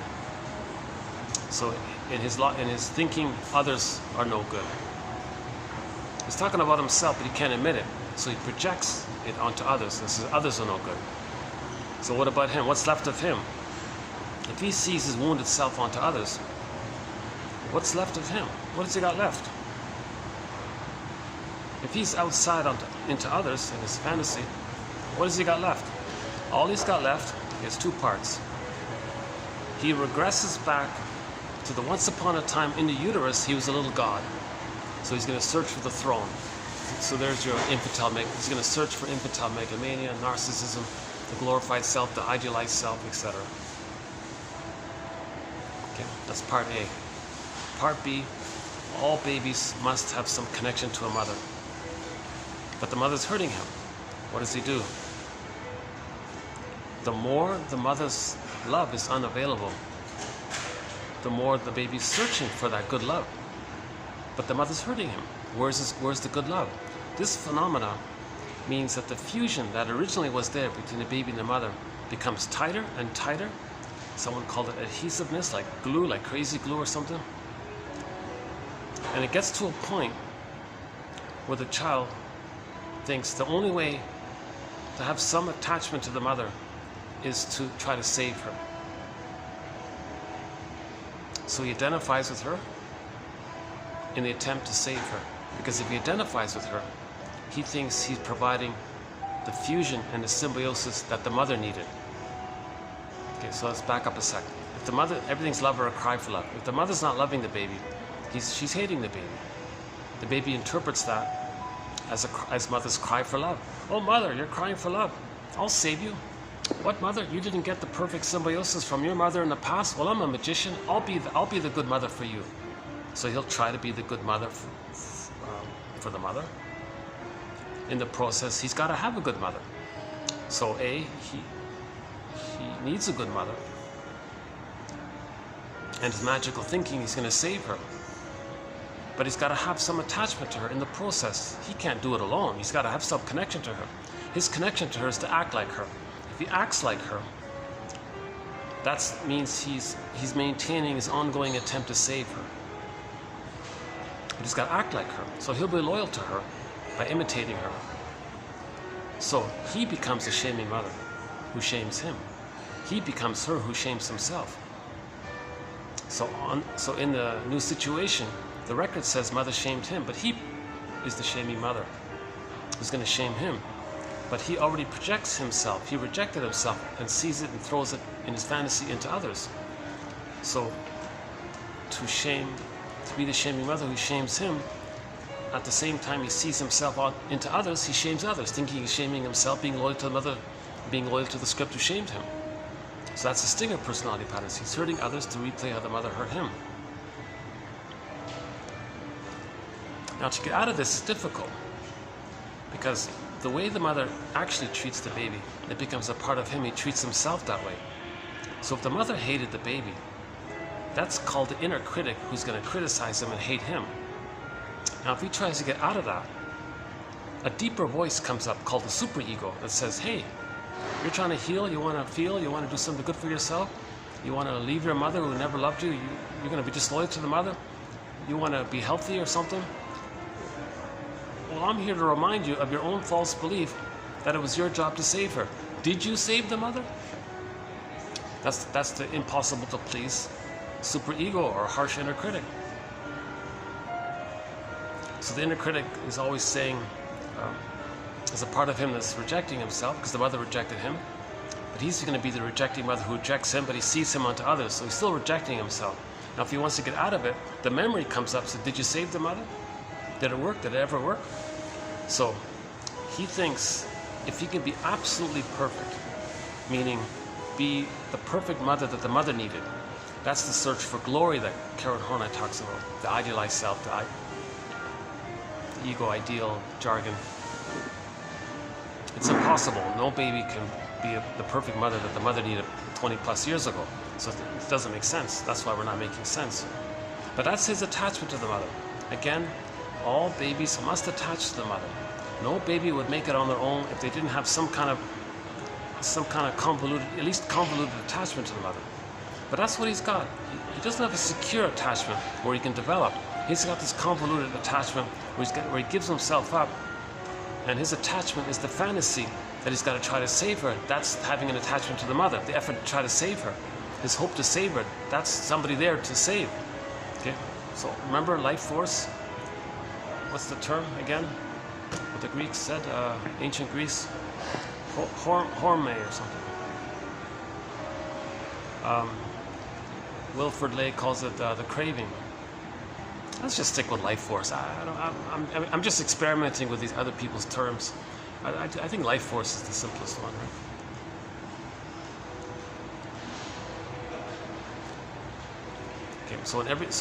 Okay, so indistinct personality patterns. Number one, the mindset is he's a little infantile God.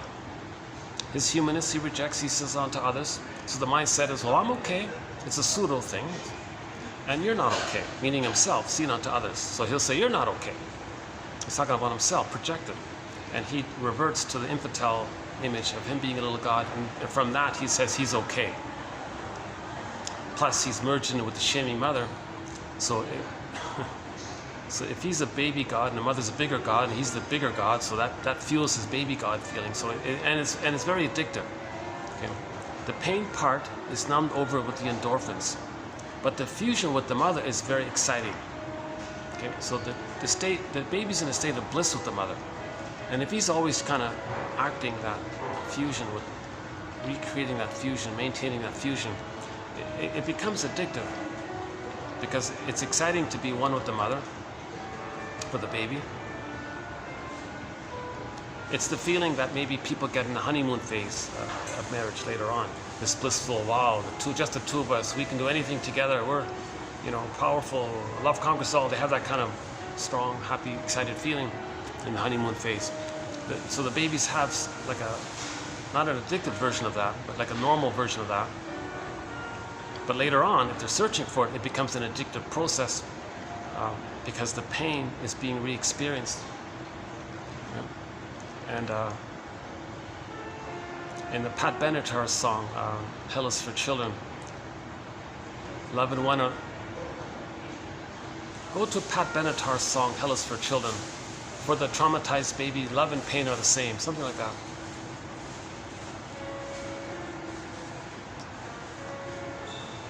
So this is a confusing thing about the biochemistry or something, right? The baby's in pain with the mother, but he's getting the bliss with the mother. The attachment is the pleasure, but the mother's hurting him. But the search for the mother is the pleasure. So there's the pleasure in displeasure principle, or the pleasure in displeasure phenomena. Edmund Berger's jargon for this is called psychic masochism. The libidinalization of pain or psychic pain, or the making pleasurable this pain. So it's all blurred up like this. Plus, the egocentricity called narcissism is named after that little white flower. The ancient Greeks, back to them again, identified that little white flower as having hallucinatory effects on people. So they would name the psychology of narcissism after that flower. Hence the addictiveness quality of it all. So you're getting the fusion, the excitement of the oneness, the pain is blotted out by the endorphins, plus the making pleasurable phenomena of the pain.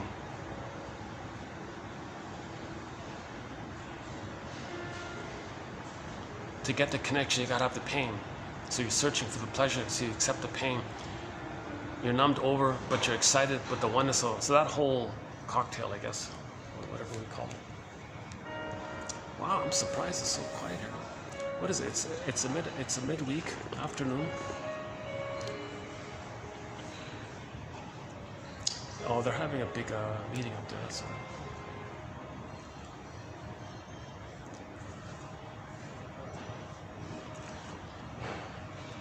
Maybe okay, I think I've cooled up a bit. Let's go back outside, just in case. I don't want to bother anybody around here. Let's see.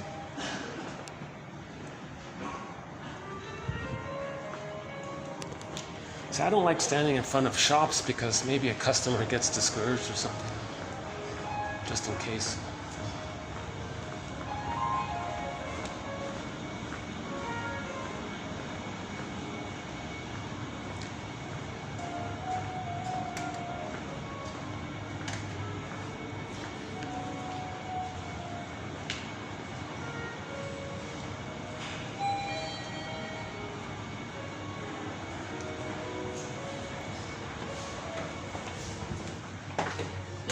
กำลังขึ้นค่ะ Going up. ประตูลิฟต์กำลังปิดค่ะ Door closing.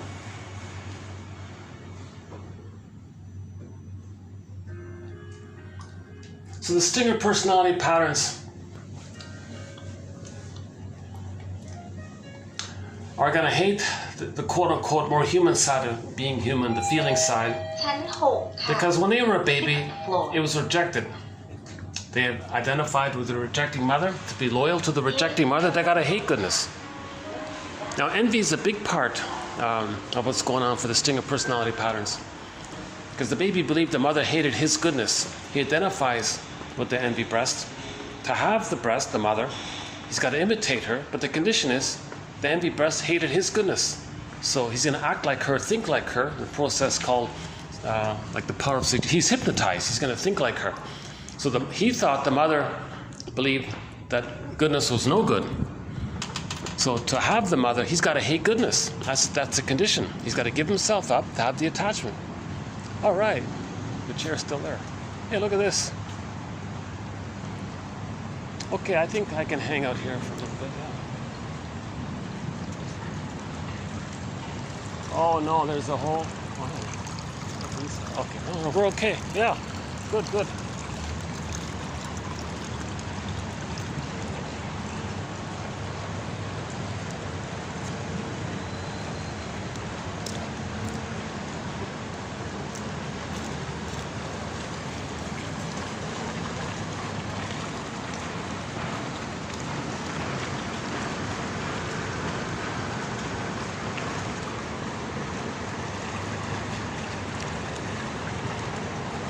So the stinger personality patterns are the personality patterns that sort of manifest and formulate around where the fixation, the freezing takes place somewhere before 18 months. Whichever personality pattern it is, the commonality of them all is, number one, they want to inflate their grandiosity, egocentricity. So to do so, the humor, today's topic, the humor will be dark. I mean, others are no good, and it makes them feel above the other. Because the mother was above them, they're playing the shaming mother who shamed them. So they act like the mother. So the dark humor is to that effort. So cynicism, sarcasm, shadow sardonic humor, all this dark humor satisfies or gratifies this narcissistic mindset that their little god and the humanness of others themselves is no good. So they're being loyal to the mother when they use one of those put-down terms in their dictionary. Apparently there's a dictionary of insult put-down terms, and they love it. It gratifies the loyalty to the mother. That's a sign of trauma, all this black humor, dark humor. Right? Again, anger is not the issue. Beating the pillow is not the issue. It's understanding that the needs didn't get met. The need was for a secure attachment. Anger is the result of when the child doesn't get a secure attachment style. His need for a secure attachment style. Feelings zooped away. Anger's at the console. Back to the Disney film, Inside Out.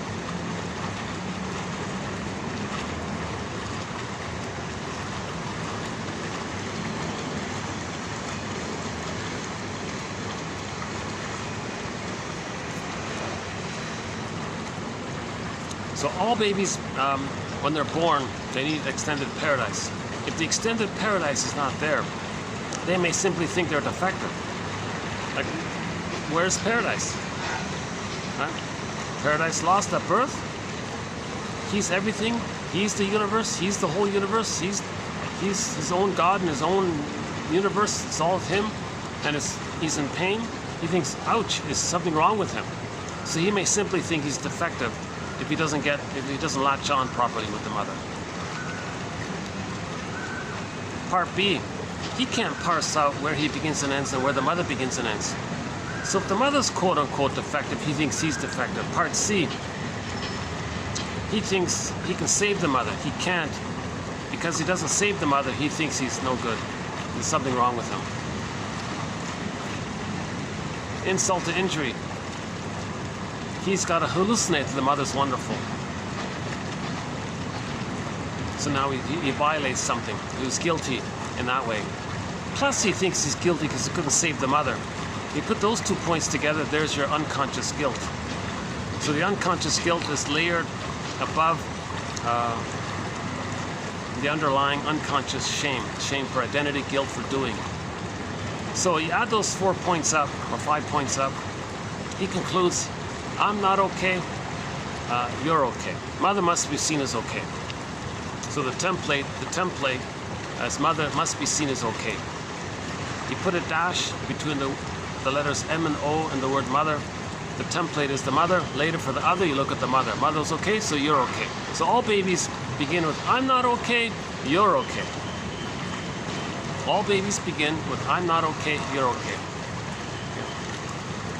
Now the theory is maybe some babies, if they get a perfect delivery, a perfect smooth, maybe they don't have to do that. But generally speaking, no mother's perfect, so it's going to happen briefly, temporarily.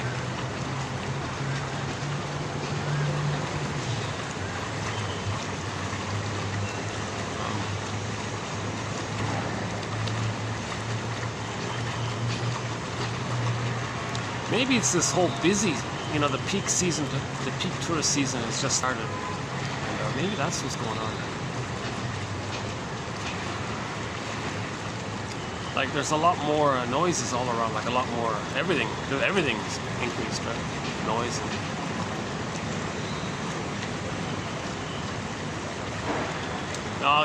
Let's keep it to myself. Where I'm staying, there's a construction project just near me, and it's driving me a little. I'm trying to adapt, and I don't know.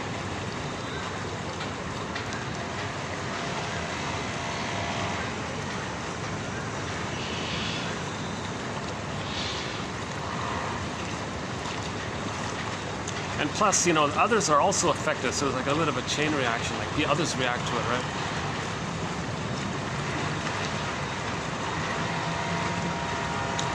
Oh my God. I mentioned this before. What about a hotel chain with soundproof walling? And better yet, all apartments, all condos have soundproofing in it. Like all 4 walls, ceiling, floor, complete soundproofing. There's got to be some high-tech material that can create soundproofing wall.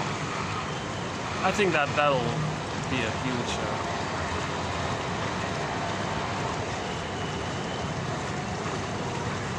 People will feel safer. If they feel safer, they think more clearly, and they'll have more fun.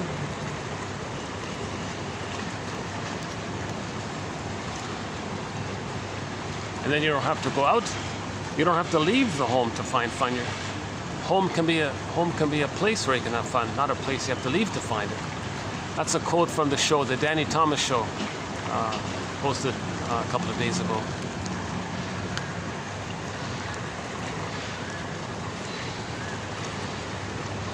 Okay, on the topic of TV show quotes, a good place to start is TQ 2599, Route 66.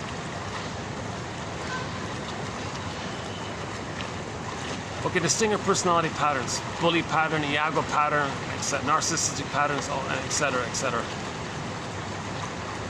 These personality patterns, if they see feelings, trust, tenderness, kindness, vulnerability, empathy, gratitude, if they see these kind of quote-unquote more human side of being human, they're going to hate it. They'll put it down, they'll be cynical towards it, sarcastic towards it, shame it, insult it, be sarcastic about it, okay? Because when they, as a baby, had these kinds of things that were supposed to develop, it was hated in them, and they've identified with the hating mother. To have a mother, they got to be just like the hating mother. So that's why they're not going to trust others, and one of their slogans is going to be, well, you know, trust is foolish and all this. because it's my greed or your greed. So one of the slogans of the Stinger personality patterns is, it's my greed or your greed.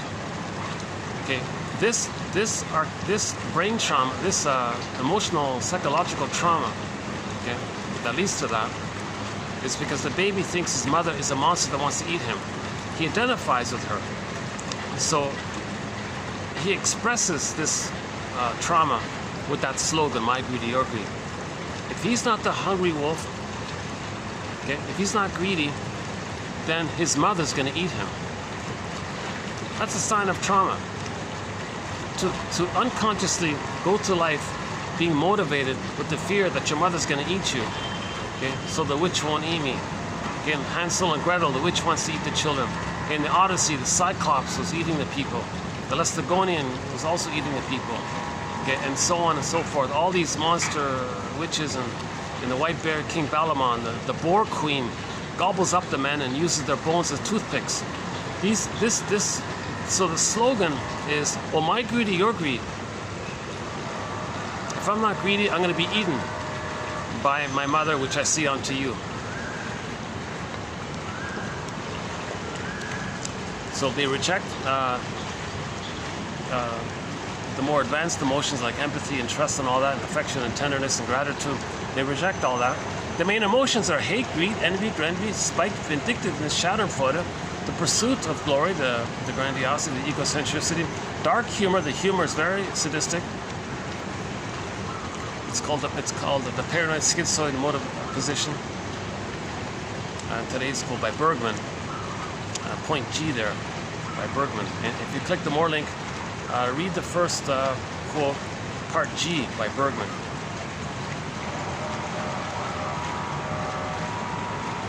Now, because they didn't differentiate from the mother, they don't mourn losses. The psychic structure needed to mourn a loss, to accept a loss, to admit that you're sad about a loss, a natural response to loss is sadness. You got to have some kind of self to have the feeling, but they don't have the self. Their self is put onto others, so they can't mourn losses. That's complicated grief, aggravated grief, the derailment of the grief process, pathological nostalgia, melancholy, etc. So if there is a loss, they resort to deep denial, contempt, and plus the sour grapes mechanism, where they say, didn't need him anyways. They call that a pyrrhic victory if they do that, or a manic defense.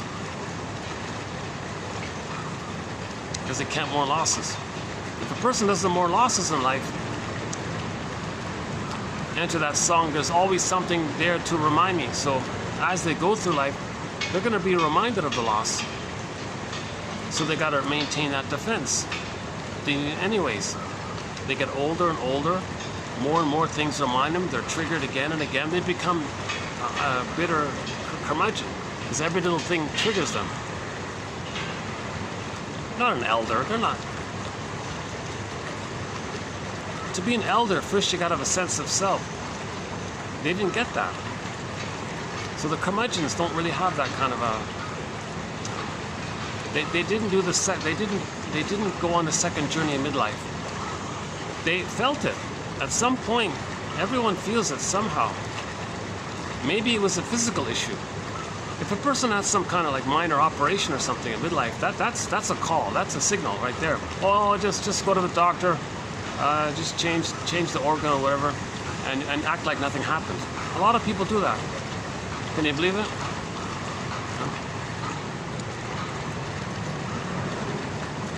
See, the denial of the emotional life, the body bears the burden. The physical symptom is the expression, is the cry. So it's called conversion. Water converts to ice, the repressed emotions blocked into the body develops a symptom. The symptom is like the hardened ice, the feelings that can't flow and move. So the person gets a physical symptom, maybe an organ fails, they get a, right? That's the call that they've been denying their emotions. Now they got to pay the piper. That doesn't mean punishment. That phrase, pay the piper, means just pay respect to your own organism's attempt to heal. Cooperate with nature that's trying to help you heal. But the narcissism, the trauma is resistant to that. That resistance is a sign of trauma. So recognize that stubborn narcissism as a sign of trauma.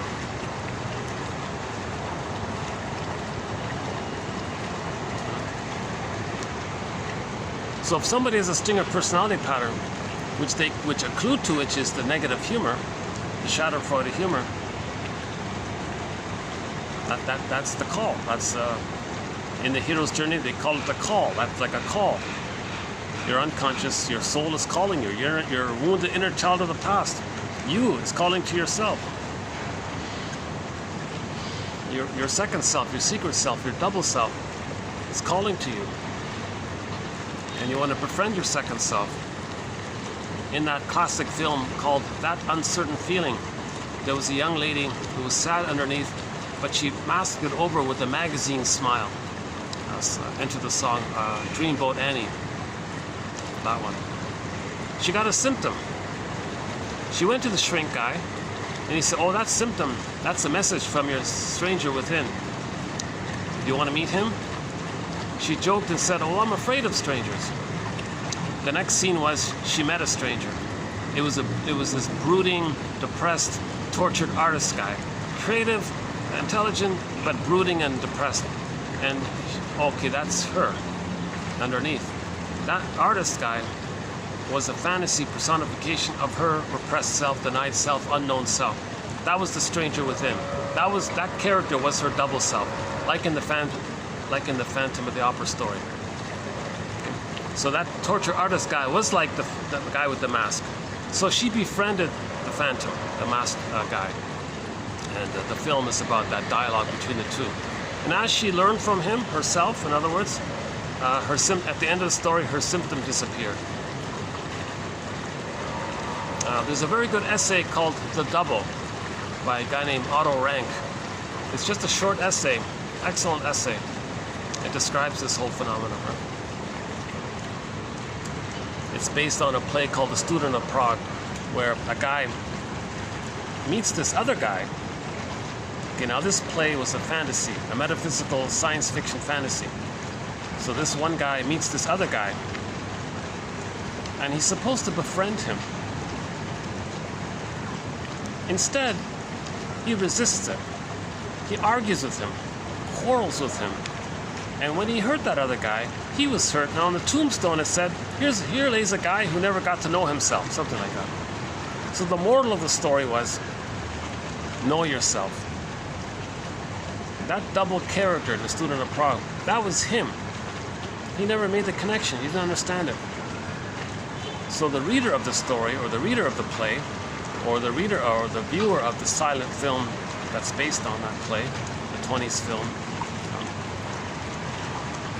So the literature guy who did this wasn't Ibsen. So I forgot the author. Who's the author of The Student of Prague? Yeah. Well, anyways, that author of that was like a therapist trying to teach the reader, know yourself, dialogue with yourself. Look at this story. He didn't do it. Look what happened.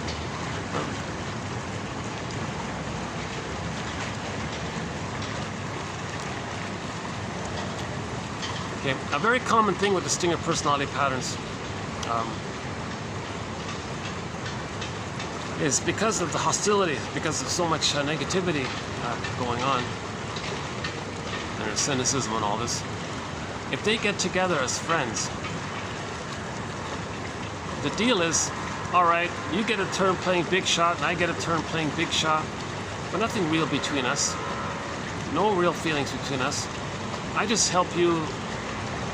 I just let you play grandiose. You let me play God. You play God. We take turns and it's finished. I mean, then that's the basis of it all.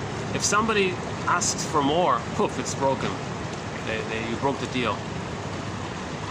So the first thing the two stingers will do is to get along with each other is called scapegoat hunger. First thing they do is, who are we going to hate? So they'll find some non-threatening substitute other and just make it up. They have a hunger to make up a third and direct all their hatred onto the third. And they agree to both commonly hate that third that keeps them together. So they're united and they get along by hating the innocent third. That's called scapegoating. That's a symptom of trauma. Scapegoating is a severe symptom of trauma. We're homotraumicus. 10,000 years ago, we became homotraumicus. How are we doing? This feels strange. Why is this? What's it? Okay. I think I know why I'm a little disoriented, because I don't usually start the videos this early. I started like around 12:30 or something like that, right? Or 1 hour, or 1-ish, right? I usually start around 2 or 3 or 4 even, yeah. Truth is, I was eager to leave. See, that's the thing. I was so annoyed at the construction in my place. I just, okay, let's get out. Let's just go. Let's start the video early. But I wasn't really ready to start the video. I haven't fully.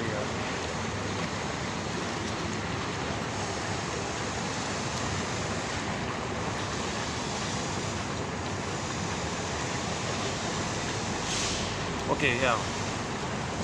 That's a part of. That's on my end. Self-management, self-soothing, and all this. If the two stinger personality patterns, if two people with the stinger personality patterns get married, they usually scapegoat one of their children. So the process is set one of the children up to fail. It's called lie hopping, the let it happen on purpose. Create the conditions for one of the children to be upset and angry and all this, and let it happen on purpose. So they create the conditions for that. The mother can easily create the conditions for that. Just withdraw her love. The child will be angry. And just wait and let the child be angry. Father cooperates. Okay? That keeps the parents together. They take covert, secret delight in the child expressing anger, because they may think the child is expressing their anger. They're using the child as a proxy. Okay? Again, proxy means someone who feels for you, does something for you, or plays a role for you. They want the child to be angry so they can think the child is expressing their anger. That's just part A. Create the conditions, let it happen on purpose. Child is angry. Okay. The parents are relieved to see their anger being expressed for them by the child. That's just part A. Part B is the parents then say, hey, we gotta protect ourselves from this naughty boy here. Yeah, now we created an excuse. Now you want to manufacture an excuse to feel justified and in the right and in the good, make yourself look good in the process, to be angry at the child. Now they have someone to direct their anger directly at the child. So he does it and she does it. This poor kid is being scapegoated. The parents had a scapegoat hunger. So that's a sign of the stinger personality patterns. Children are not supposed to be scapegoated, obviously. So we have some quotes in this area.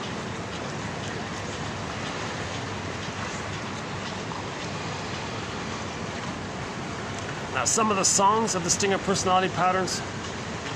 Okay, there's one about Schadenfreude. Some hurt others, others are hurt by others. Sweet dreams. Travel the world. Oh, what fun! Something like that. That's a perverted, sick, psychotic song to get pleasure at other people's expense.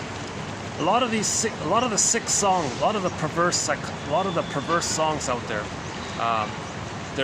they're from the stinger personality mind, or the paranoid-schizoid motive experiencing mind.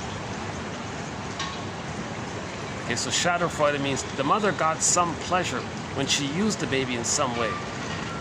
She got some pain relief. That baby identifies with her. When he acts like her, treats others in a negative way, the mother had treated him in a negative way, he's getting the same kind of pleasure or pain relief that the mother got. That's called Schadenfreude. And the song, that annoying song, Sweet Dreams, was once playing at a hotel last year.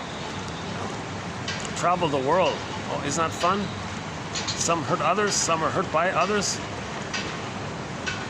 You can travel and hurt others. It's a perverse, psychotic song. It's definitely a song. It's definitely part of the plunder and pillage. A song that's a sort of a spokesperson. It's like a spoke song for the plunder and pillage system, I guess. It's an awful song. One of the worst songs, in my opinion. Absolutely one of the worst songs. and the plunder system bombards people with that obnoxious song. Another song by the Stinger personality patterns is that Get Over It song about the rejection of feelings. So in that song, the person as a baby was colicky, was crying because his needs weren't met. He was crying.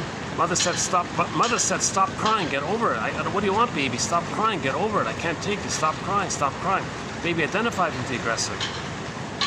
So in that song, he grows up and says to somebody, the story in the song, he's saying to the people in the story of the song, if anybody in this story has feelings and has vulnerability or trust and naivete or complains about something, well, get over it, get over it. Now, in that song, he's physically abusive because his mother was emotionally abusive. If the mother's emotionally abusive to the baby, or physically, either, it can lead to, the child might think he's being physically abused. So that song's about abuse. Another disturbing song, perverse song. Another song from the Stinger personality patterns is that obnoxious song, 18 Forever, right? I'm not gonna grow up. I'm gonna be a kid forever. Why grow up? Because to grow up, you gotta lose your grandiosity. The baby doesn't understand time.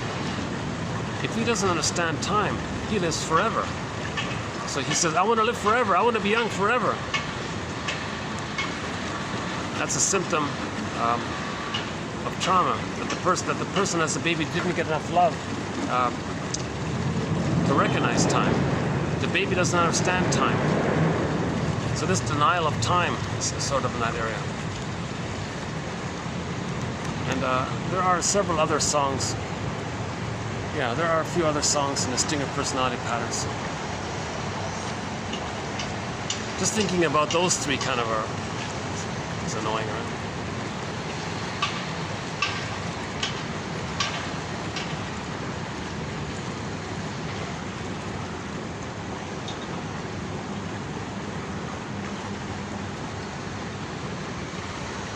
Okay, and the point about today's video is Point G by James Grotstein. Grotstein says the humor from the Stinger personality patterns. So Melanie Klein's jargon is that the mind is in the paranoid-schizoid mode of experiencing, the paranoid-schizoid position, the either-or. Okay, repetition compulsion. Well, what we've been talking about is also called the paranoid-schizoid mode of experiencing.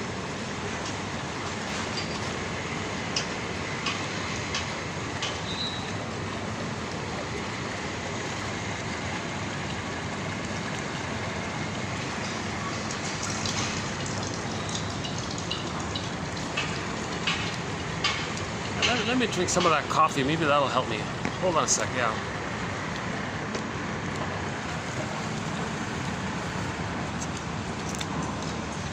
Well, okay. Let's return this.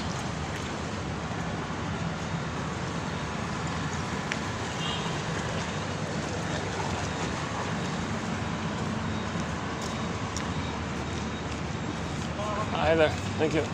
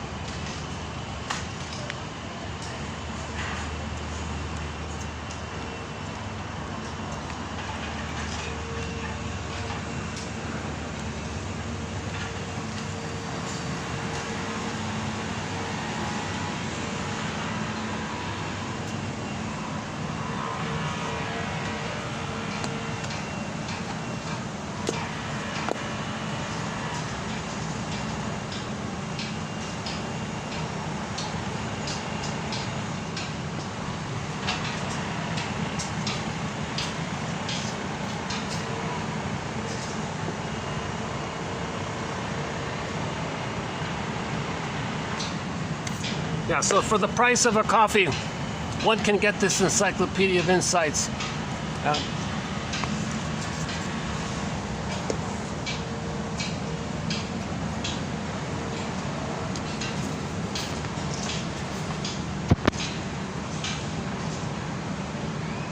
Oh.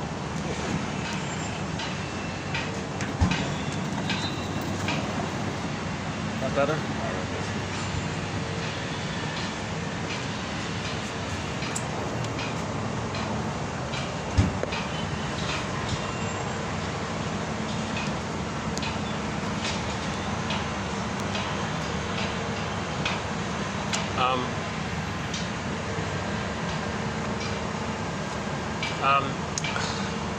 A lot of the shrinks regard what the sting of personality people regard those with the sting of personality pattern. A lot of shrinks refer to their underlying way of thinking, perverse thinking. It's masked over with the appearance of being reasonable to hide the psychotic or psychosis-like motivation underneath. So they don't appear psychotic, but what they're doing is, in effect, is psychotic. But they don't appear it. That's the thing. So for more on this complicated point, Quinodos from a couple of videos ago. Quinodos, Danielle, yeah.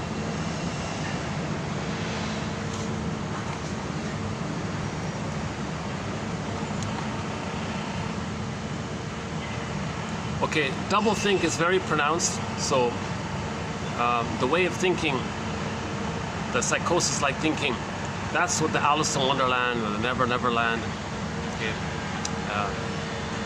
the cat says it's mad in there, right? So one of the mad thinking ways of thinking, or insane way, psychotic, trance logic, it's called doublethink. So a sting of personality pattern, they usually replay the record where they shame others, to replay how the mother had shamed them. In the new situation, they're the shaming mother who shames them, and they're the shaming mother who shames them, but they already see them onto others, so to shame themselves, to be loyal to the mother, seeing themselves onto others, they're shaming others.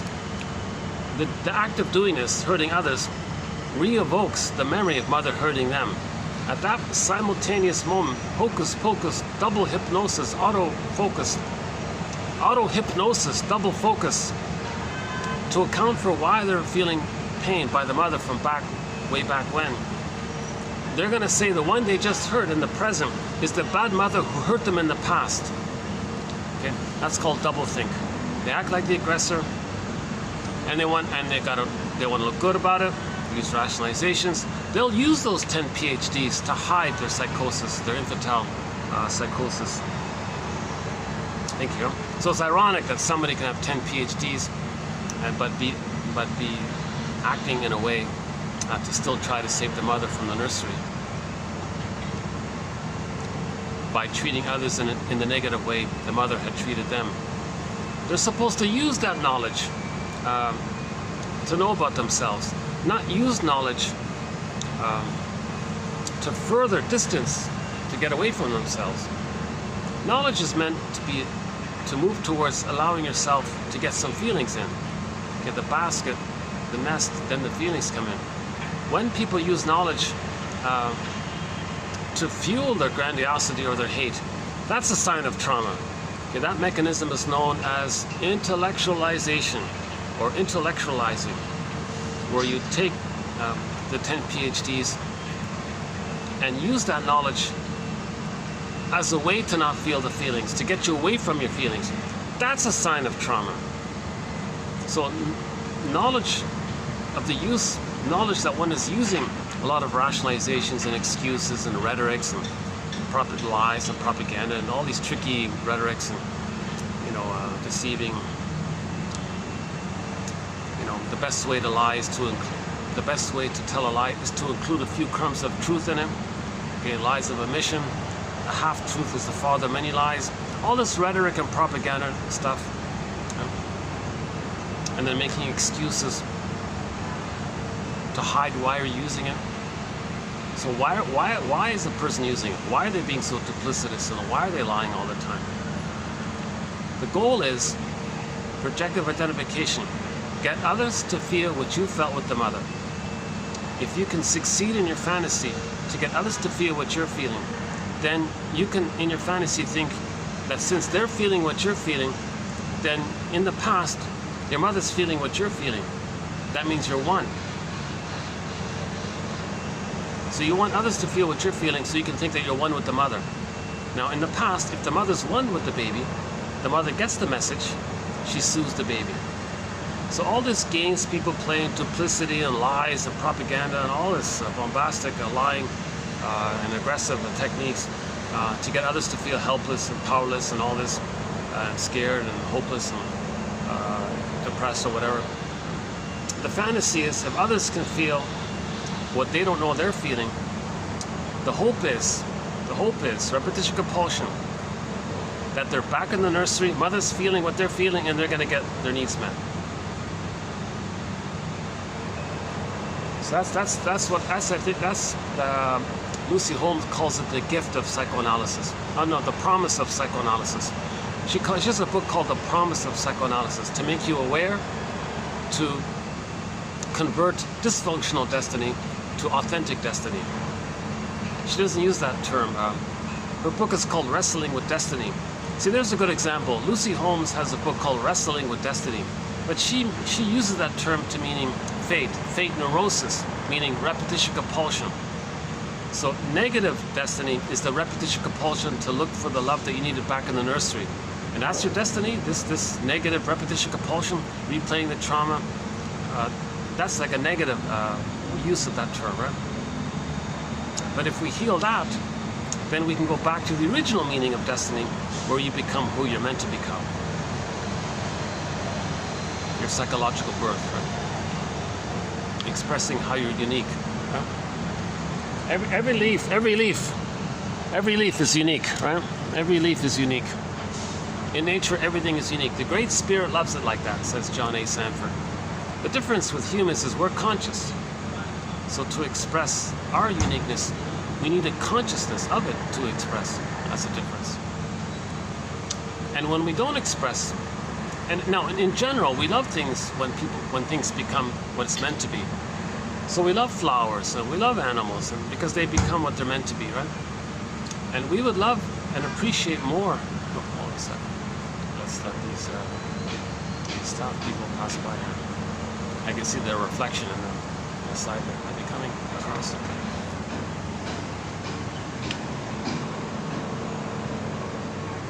Oh, they're just hanging out there. All right, all right.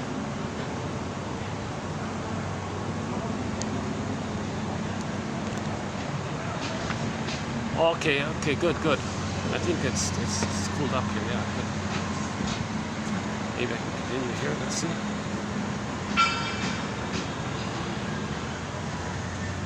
Or can I continue? Hold on a sec.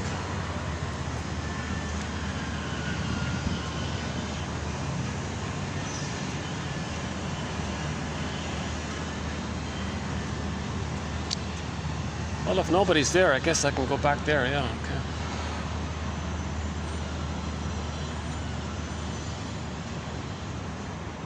See, normally I'd play a song when I need like a little break, but instead I'm doing this kind of thing.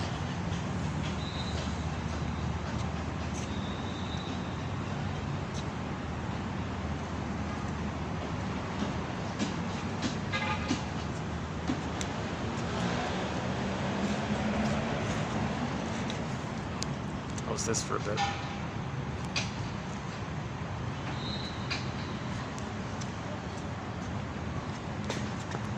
Does that work?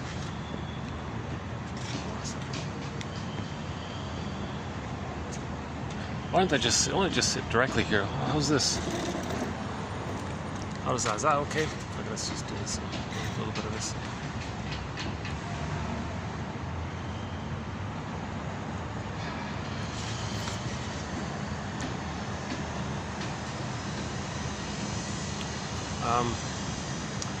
Okay, let's talk a little bit about the clingers and the pleasers and the caretakers. Trauma post 18 months, but before 36 months, they're still in that childlike place of I'm not okay, you're okay. So they maintain the humanness. It's childlike humanness. It's wounded childlike humanness, but they're maintaining it. So they still hold on to the original I'm not okay, you're okay. So they're still openly, visibly childlike. Whereas trauma prior to that, they've given up on the quote-unquote humanness of things. Okay? They reject it because it was rejected in them. They're searching for the status of being a little god and being bombastic to use all sorts of tricks to make that happen. So there's a whole study of this called rhetoric and propaganda of how to get away with their psychosis, their underlying psychosis. And there's all sorts of tricks. It's amazing. You see it all the time, actually. It's sad because, you know, whenever someone maybe calls it out, it brings up a narcissistic intrigue. But that's a clue that. Okay, another thing about the Singer personality patterns is they don't. There's a huge resistance to healing or accepting feedback, because number one, it's going to question all they have left, the search for the save the mother by playing infantile God. But the process of playing infantile God is devastating on the planet to others. So they think that if mother plundered their soul, they'd become the pillaging mother. They plundered the planet to be loyal to the mother who plundered them. If the mother short-sold their soul as a baby, they become the short-selling mother. They short-sell the planet to be loyal to the mother who short-sold them. Again, short-selling. Something's good. If you destroy it but make a profit by doing it, they call that short-selling or plundering and pillaging. Okay? If mother stole the baby's land, like emotional soul, his inner land or something, identify with the aggressor, they want to steal land. Now, because we're homotraumicus and shades of, now that's why land is being stolen, because the mother stole land. And they use a rationalization or a slogan called principle of discovery. Now we got to enter into this whole prejudice issue of that when we settle in different places and different sun exposure, it seems that in places where there's less sun, maybe the way babies were raised changed. There was more trauma by that, not because of the sun. The people who stayed in traditional places, the traditional loving way of raising baby was maintained. So in those places, that was in the sunny area, so they maintained a shade of brown tone of skin. In the more traumatized baby way, that was in a place where there was less sun, so they had a shade of beige tone of skin. Nobody has white or black skin. Forget about this nonsense. I'm really exhausted with this tired expression. Nobody has white skin or black skin. Ugh, my God. Listen to Jane Elliott for a while. She has won a Golden Windmills of the Mind Award, Jane Elliott. So when we became homotraumicus 10,000 years ago, that was when we settled in different places.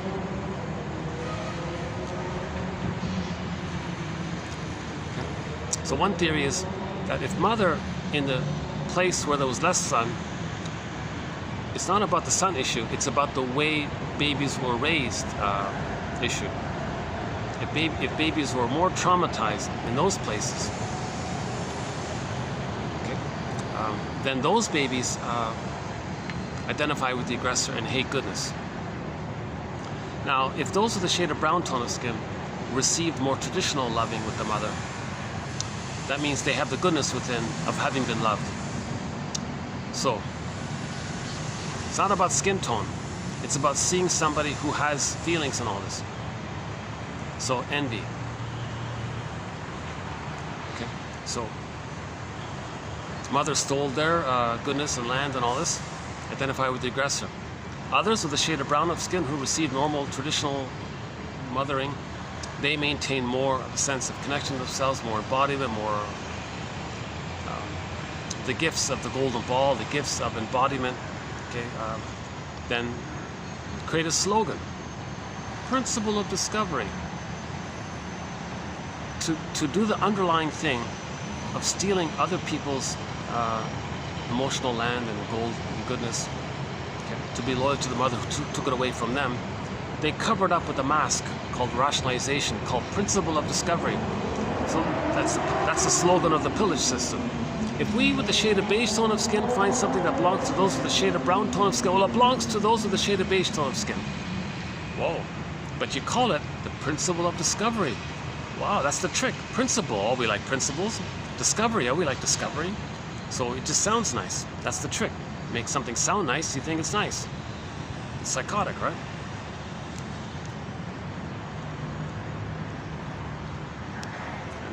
And we have 46 examples in this area. In our section called the 47 symptoms of homo traumacus, we do 47 examples in this area. That's just one of them there, right? Robert Bly says that those with the shade of brown tone of skin who receive traditional mothering, they have more of their passion, he calls it. Okay. So that's the goodness. Hatred of the good. To engage in hatred of the good, you create a slogan called Principle of Discovery. Lloyd DeMause says, let's be aware of the link between the way babies are breastfed and their emotional, psychological health later on. That the bottle's being used and all. The rubber nipple is a dead mother, right? Plastic bottle. The child feels like he was rejected. The rubber nipple's not going to love the baby. Things like that. Barring emergencies and special exceptions, the baby expects the natural line with the mother. A line called the nerve line between the baby's mucosal nerves while he's suckling, and the nerves in the breast nipple to the mother. There's like a line there, a cable there. It's a continuation of the cord in the uterus.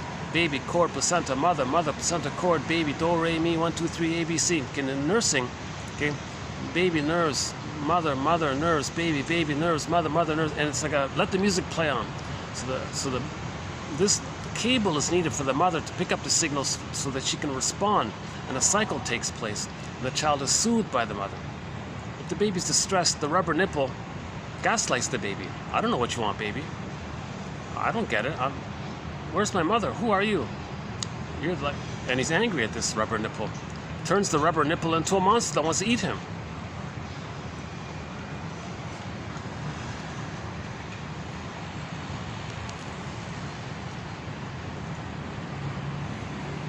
Okay.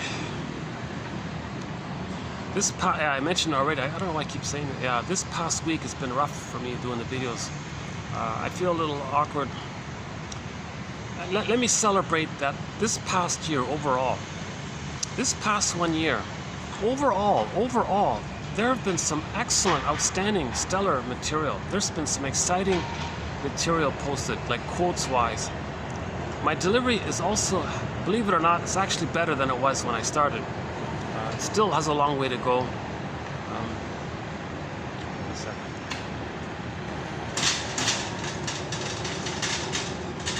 Yeah, I'm a little tired today, yeah. I found myself easily hypnotized. Okay, let me make sure I'm not in their way here. Let's see if I can go back to where I was. Let's see.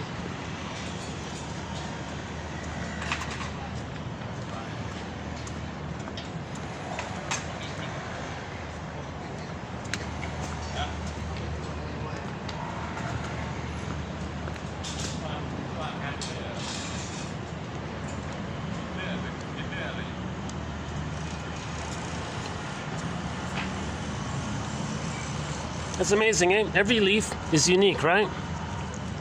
Every leaf is unique. The Great Spirit loves it that way. The people are the same. Let's appreciate this beautiful quality of the Great Spirit. The mystery. If the mother has that appreciation and delight of the mystery, Ogmandino's poem, Nature's Greatest Miracle. If the mother looks at the baby and says, oh my God, this is amazing. What a mystery here. Never in all of history was there ever any person just like my baby, she's thinking. What a delight, what a mystery, that's awesome. And she loves it, she's delighted by it. The child sees that in her, takes that in, accepts that the way the mother sees himself the way his mother sees him, when he internalizes the way the mother's seeing him. That's called the mirroring phase kind of thing, right? That leads to his self-esteem and acceptance of his uniqueness and his delight at his uniqueness. You see, and there's the pleasure, because later on when we express our uniqueness and accept our uniqueness, that's so-called loving life, meaningful expression of ourselves. And that area. Let's go back to the clinger personality patterns. So the clingers hold on to the original developmental track of I'm not okay, you're okay, moving towards I'm okay, you're okay. The goal is I'm okay, you're okay, right? The clingers and the pleasers and the caretakers, the preoccupied, hopeless romantics and the foolish, naive ones, and, you know, self-defeating. The people that say I'm not okay, you're okay, like that, right? And they interact with people with that belief, and they self-fulfilling prophecy. They recreate that kind of thing. They're still on track. It's foolish. It's painful. It's self-defeating. People call them emotional masochists. Like, why are you sabotaging yourself like this? Why are you expecting a rejection from others? Well, they're not hurting others. They're just expecting to be rejected by others. But they're still on that kind of developmental track. They're holding on to their soul, so to speak. Whereas the stingers, they've given up on all that. They don't want to be bothered with that anymore. They just want to play infantile God and short sell everything. In their rage, in their vindictiveness, in their loyalty to the mother, in their attachment to the mother, they've identified with the aggressor and project their traumatized natured mind onto nature and treat nature the way they were treated. So that's part of the plundering of the pillaging of the planet. So when the clinger is in a new situation, they look at their record. The record says, "Oh, mother shamed them." So in the new situation, they recreate that. They replay that record by seeing the rejecting mother onto others, interacting with others with that belief that they're rejecting. That puts a kind of a pull or a pressure on the other person to be rejecting, because the goal is to replay the record of how mother rejected them. So they interact with others for that end. So the projector is going to be maybe a little annoying, a little difficult, passive aggressive, give people impossible tests, because they expect others to reject them. Actually, in a way, they want to replay that record. So finally, self-fulfilling prophecy, other people give up, they get fed up, and they reject him. I can't please you, nothing I do pleases you, I'm going to leave or something. Okay, that's what's on the record. Mother emotionally left them, mother rejected them. So they're replaying the record. Now they're not hurting others, they're just getting others to reject them. So those are the clingers and the pleasers. Now the clingers and the pleasers, and so on, the codependents, the clingers, love and gratitude, empathy have sort of halfway into the psychological picture. The narcissistic grandiosity is dissipated. So they don't think they're little gods. They just think they're wounded children. So they're not adult-like. Now the infantile gods one, that's the pseudo superiority complex. The clingers may look at the infantile gods and think they're strong. So if the clinger marries a stinger, the clinger is going to regret it. Because the clinger, the lens of the clinger is, I'm not okay, you're okay. If they marry the stinger says, well, of course you think I'm okay, and I'm so glad you think you're not okay. Because the stinger say, well, my lens is I'm okay, you're not okay. So it's a fit in that painful way. The clinger hopes that the stinger can be like a good parent to help them move towards psychological birth. Stingers don't know what you're talking about. Stingers have rejected the human side of being human. All the stinger wants to do is shame the clinger, because the stinger will see their lost innocence onto them. The stinger has the record. Mother shamed them. They see themselves onto the clinger. They play the shaming mother, the stinger. So they reject they're negative towards their caretaking, pleasing, trying to please, eager to please a partner, shame them, and they're delighted because they're replaying the record of how mother shamed them. So they're married to mom. Okay, the boar queen swallowed them up. They're acting like the boar queen. Okay, so they're negative towards the clinger. The clinger says, well, that makes sense because I'm no good and I'm no good and they're good.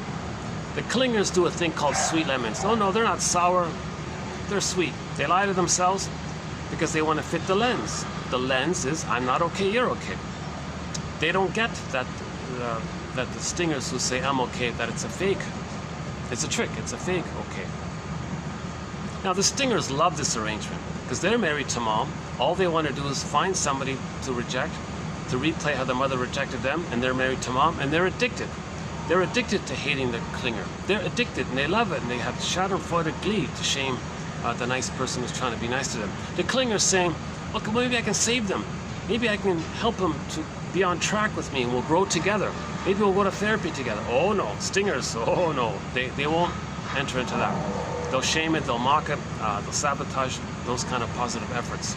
So the clinger's in a painful situation. It takes usually 6 to 7 years on average, they say, for the clinger to wake up and say, oh my God, all this time I've been so nice to them and giving everything to them, and the whole time they've been hating me and shaming me and being sardonic and cynical towards me and insult to injury. They think I should admire them, and that I should be glad that I was given the chance to be hurt by them because they're an infantile God. Oh my God, the clingers come to their senses, leave finally, and write a self-help book entitled Codependent No More. And they might play April Wine's song called Won't Walk Down That Road No More. In that song they talk about the clingers always giving their soul away. The stingers say, oh, giddy giddy, I can shame it the way my mother shamed me, because they're addicted to this. The stingers are addicted to cynicism, they're addicted to sarcasm, they're addicted to this negative attitudes, right? Their humor is very dark and all this, right? So the stingers are coming from what's called the paranoid-schizoid emotive experiencing. The clingers have entered into the depressive position. The more human side, the more quote-unquote human side of being human. So they have care and empathy. They maintain the human, it's childlike, but it's still the human area. Stingers have given up on all that, right? Now if the clinger does finally leave, remember the stingers can't accept loss? They'll say, oh, didn't you anyways? You deserved it, you're such a fool. I'll find another one, who cares? So the stingers will deny it. They need him anyways, and they'll just find another sucker, they'll say, right? They're very negative attitude, the stingers. Now the stingers are very skillful to present themselves as promising, alluring, to be rejecting. Because the baby, the prototype is, the baby had a great hope that mother will love him. Mother rejected him. So they've mastered this. I'll be very promising, then I'll reject you. Fairbairn calls this the exciting object and the rejecting object. So the intrapsychic model is called the internal objects world. Part self-representation linked to part other representation. Okay, so a part self-representation that's excited fused with the exciting object. But the mother's exciting, then she's rejecting. So you have these little, like a little model in the mind kind of thing.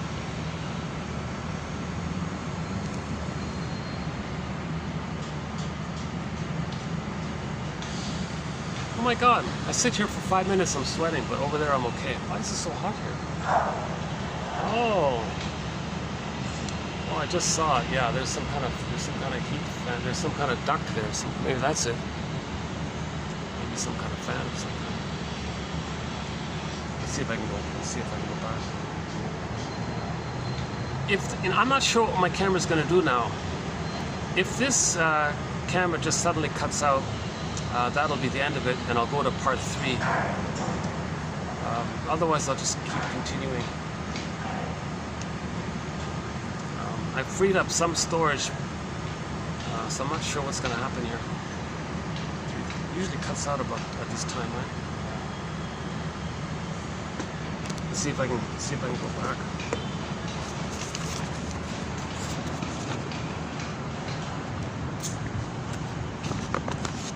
Oh, they're still setting up over there.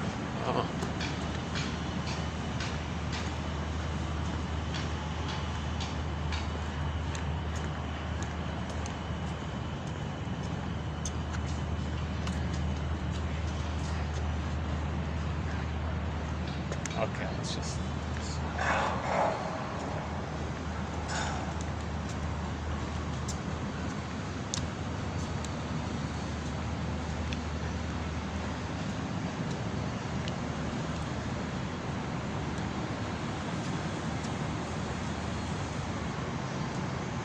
Nice place, eh? Look at this nice place, and look at that, eh?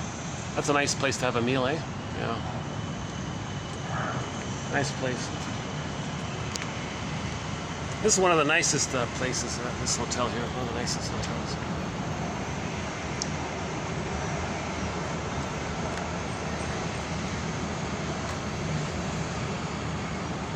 Okay.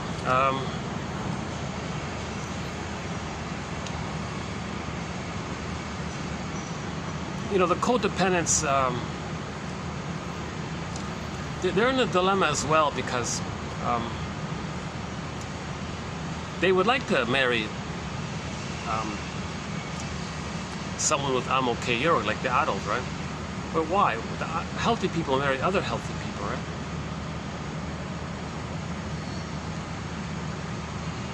The clingers also felt rejected by the mother, so they're attracted to the stingers in the same way, right?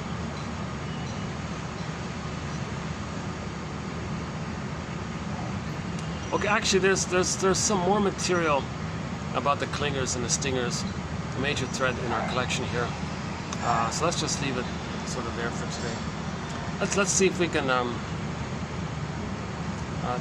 click in some of the quotes on humor. So the stingers operate mainly from the paranoid-schizoid mode of experiencing, Melanie Klein's theory about the positions. So the earlier phase is called the paranoid-schizoid. Fusion, splitting, projection, that's the more archaic, the more angry one, right? The more paranoid one. Thinking your mother's going to eat you. It's nonsense. But they're operating from that kind of place.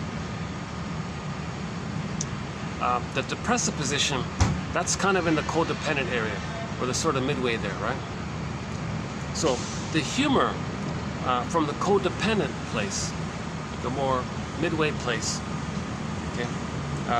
It's going to be broader, more forgiving, more sort of philosophical, like three-dimensional. Okay?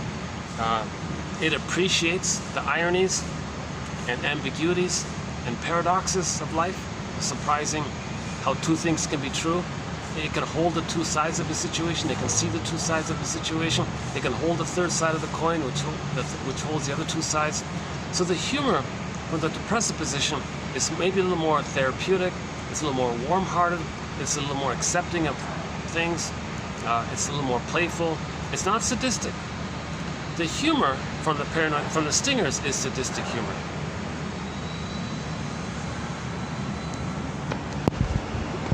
Okay, so let's begin here with Grotstein. When psychoanalysts and psychotherapists since Freud think of humor, they think of four major aspects. Okay, A, the legitimacy of humor and technique.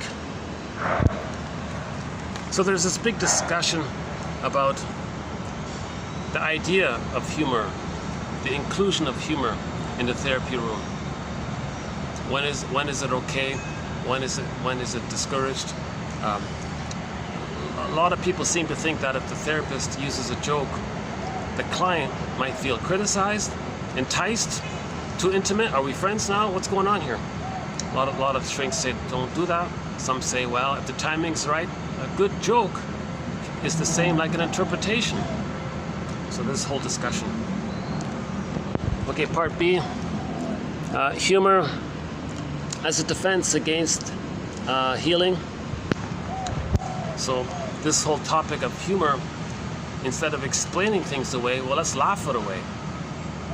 In the film called The Amazing Mr. Williams, whenever there was something serious, the guy, Mr. Williams, would try to make a joke to try to push away the feeling.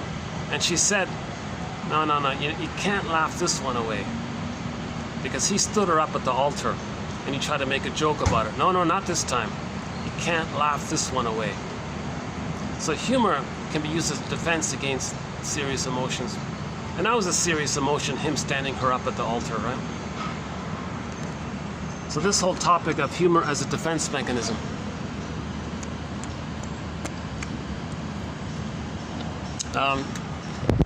Yeah, that actor who plays Mr. Williams, he also plays in the film that uncertain feeling talked about earlier.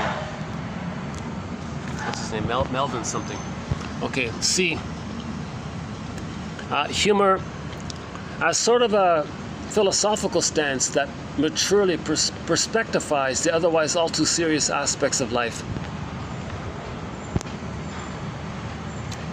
So this whole discussion of humor offering people perspective. If you're at a distance, you feel safer. When you feel safer, you laugh. The joke about humor is that the first part of the joke, you feel tension. When you feel safe, you laugh.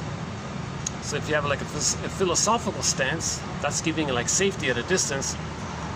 From that place of safety, you might laugh about something, right? So this is called the benign violation of your expectations theory of humor. The first part of the joke, some benign violation of your expectations. A little mystery, a little tension, not too much.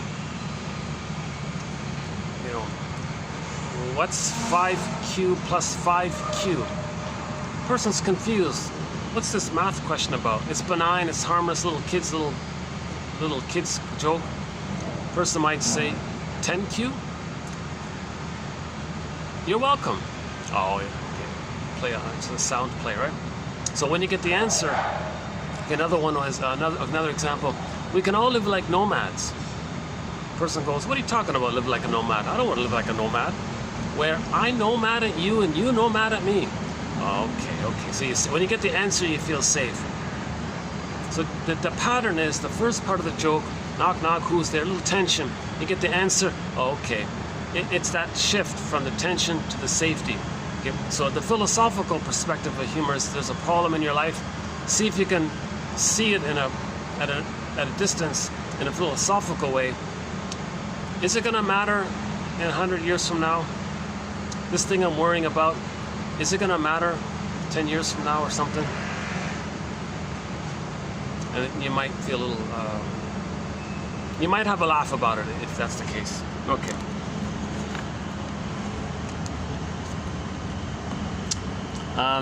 And the general curious capacity of unconscious mental life. Okay, to these I would add, okay, E, the unconscious as a significant subject in its own right that is capable of enormous aesthetic sophistication, one of whose manifestations is its capacity to generate humor. Grotstein thinks that the titan within, the repressed self, the secret self, the double self, has a sense of humor. So you're dreaming, and your whole dream world, right, might come up with something and you laugh. So he says you may regard your second self like a subject who has a sense of humor. That's the idea of people saying God has a sense of humor. The unconscious has a sense of humor. He means it that way. Okay, the phenomena of puns, which among other uses constitute a major system of bridges between primary process of mythic mental life. See, mythology, right? Mythic mental life. Okay, the primary process, mythology, myths and fairy tales. That's the trauma in the brain before 3. The mythic mental life, monsters and demons, right? And the more familiar secondary process of our realistically logical lives. Sometimes the issue of pun might be the only way to transfer some feeling about something you're embarrassed about. Use a pun as a play up to something safer. Transfer the emotions on the embarrassing element to the safer element via the pun. The pun is like a little bridge to carry the emotion across, and in the pun you acknowledge the two sides. So that's part of it. And here, the most important one, I think, in my opinion, is G here. G, the capacity to be humorous and or appreciate humor, which extends from the manic defense of the paranoid-schizoid position, where mocking and sarcasm predominate, to the depressive position, where humor represents a broader, forgiving, and more philosophical point of view, one which appreciates the humor and paradoxes, and ironies, and ambiguities of life.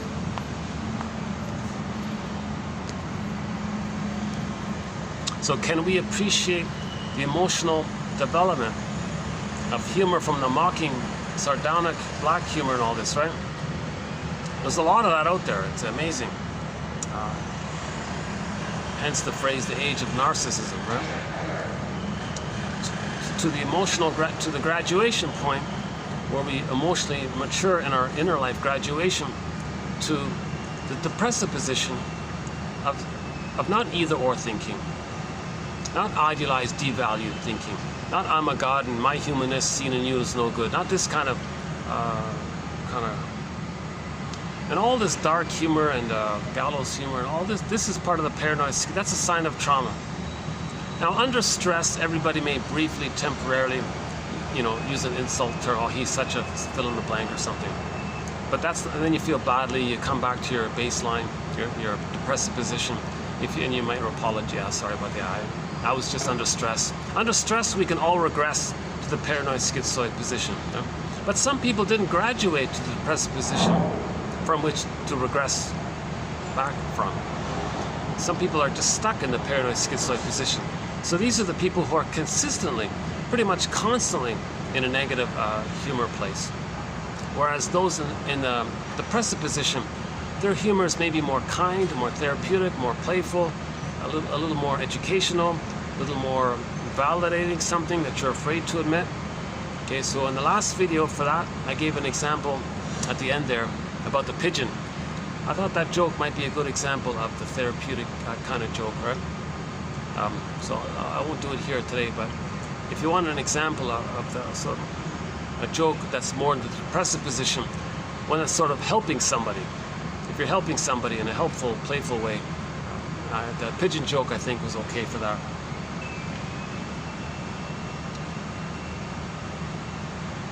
But these crude, vulgar sitcoms like The Honeymooners and the Al Bundy and the Archie Bunker, and even to a degree that Danny Thomas, to a degree, he's not as bad, but he's kind of sort of in there.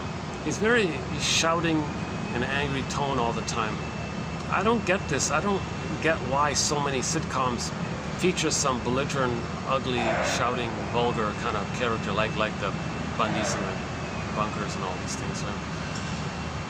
So yeah, age of narcissism, that there's so much humor like that, right? That's why it's such a relief to find a joke that's interpretive, that's playful, that acknowledges ambiguity, complexity.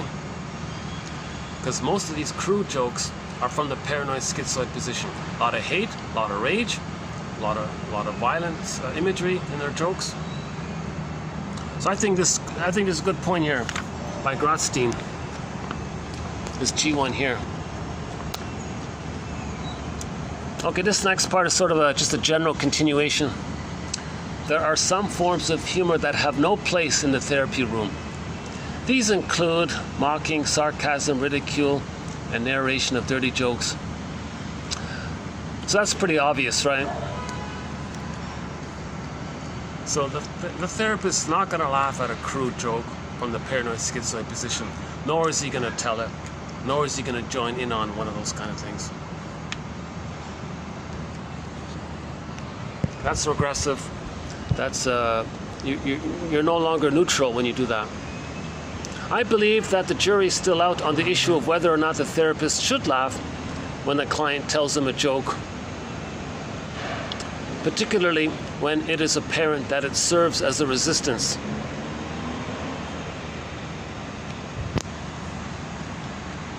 So I gave the one example I mentioned in the last video, in part one. A guy had a client like this who was always using humor as a defense, and the client was complaining, "How can I make you laugh? I'm trying to make you laugh." And he kept trying and trying and trying. Finally, he snuck one in.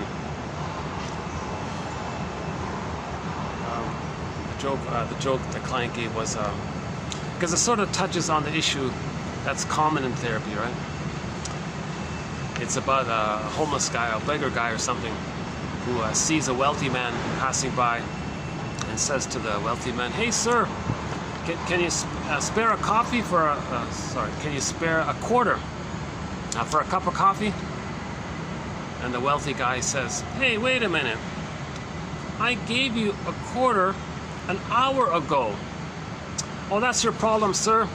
You're living in the past. You're dwelling in the past. Enjoy the now. Enjoy the present. It's now. Live now." Because that's a common thing in therapy. We're dwelling in the past, living in the past. So this guy made a joke in that category. So yeah. Okay. Okay.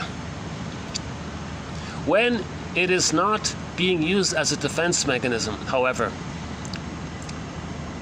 if the joke is not a defense mechanism, if it's not a sadistic joke, okay, then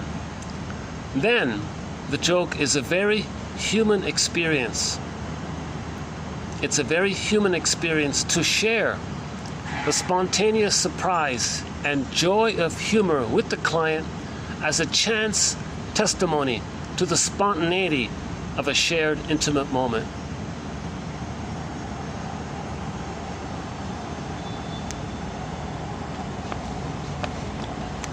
Okay, next one here by Bergman. Yeah, Bergman here. Most wit is negative. Yeah, so wit. Okay, this bitter, biting humor. Okay, wit. It's usually sharp and cutting. It's cleverness without feelings, without heart. But the word humor, it's more than just this flash of an isolated sentence. Humor is broader, and it relates to relationships and life in general. So I agree with Sandville here. A lot of this wit, this bitter banter, it's based on book knowledge. So people with 10 PhDs who are very dark within, they don't have humor, they have wit. But it's negative. If you listen carefully, this wit, it's bitter banter. Bitter banter. Okay, that's the paranoid-schizoid position. They don't talk with feelings or heart or care. They'll say it's care. "Oh, I'm insulting you because I like you." So you'll see a lot of that. In a lot of sitcoms, they'll say that. "Well, I'm not messing with you because I like you, really." Okay, you see. There's a blurred in there. There's a blurring there because the person maybe does like them, but they do reaction formation. They say they hate them. So sometimes that's true. But generally speaking,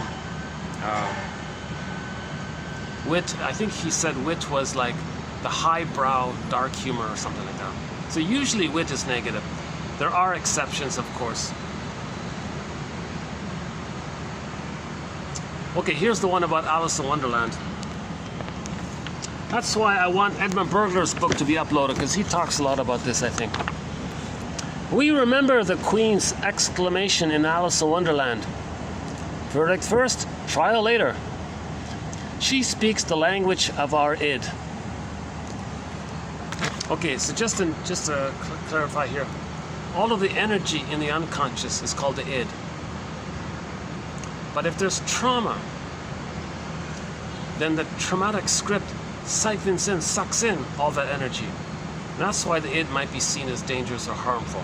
But the id, in its more neutral terminology, just means the energy in the unconscious.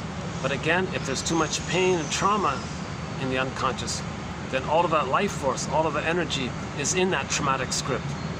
Right? So, if we're in that world, in this other world of the unconscious, okay, it's the compulsion. That's the verdict first, and the reason later. That's what she means. So when the Queen in Alice in Wonderland says, "Verdict first, trial later," she means this. She speaks the language of our id in service of trauma. It's in the emotional realm. In the emotional realm, the emotion is before the reason, or verdict before trial. It is only with difficulty that we listen to evidence designed to change our mind about a topic we feel strongly about. So even just in general, if somebody's triggered, there's the emotion before the reason. Edith Jacobson, where are we here? Okay, Edith Jacobson saw The Secret of the comic film as a tentative identification with the protagonist, followed by a quick detachment as the danger no longer applies to the observer. He can derive a sense of pleasure from the situation.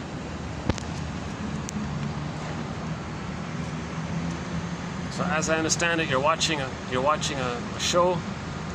You briefly see yourself in the character, but quickly detach. You see it, you're tense, you detach, you laugh because you're safe.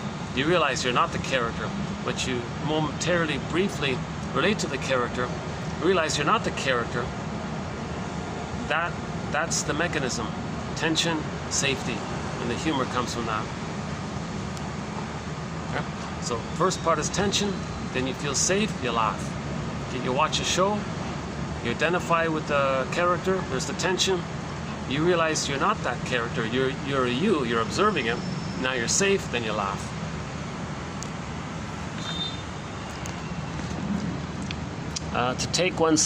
To laugh at oneself is to take the minimal distance towards oneself, which allows us to appraise what we think, say, and do. Okay, Rose, 1969, saw art, neurosis, the joke, and the lie as 4 types of effort by men banished from paradise to escape reality. See that? So joke, we can escape as a defense. The lie, of course, rationalization. Neurosis. Okay, let's say you get a physical symptom, that's neurosis, right? Or dysfunctional habit, that's neurosis. There's sort of an escape from the pain,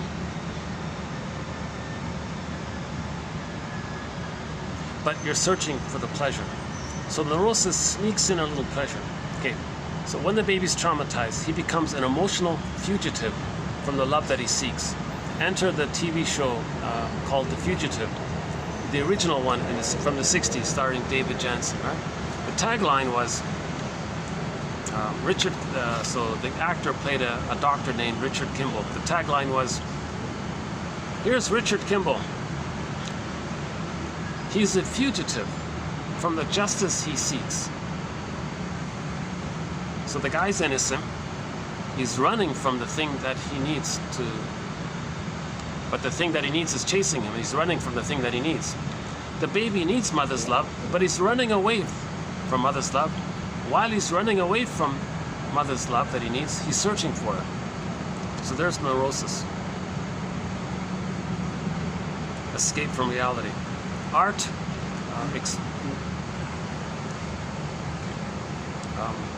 expresses our denied pain, I guess. Wait a minute, why is art? Art means we're externalizing what we feel. Yeah, okay. And the lie, of course. Okay. Edmund Burglar says, people who share the same jokes, who enjoy the same jokes, share the same inner conflicts. So if two stingers are together, they'll enjoy the same types of jokes. If two clingers are together, likewise, they'll enjoy the same types of jokes. If the stinger and the clinger get together, the clinger will cringe at the stinger's jokes. You might be surprised. Oh, everything's okay. He'll try to save them. Oh, you're so angry. Let me save you. Let me help you. Poor clinger, right? Okay, next one here.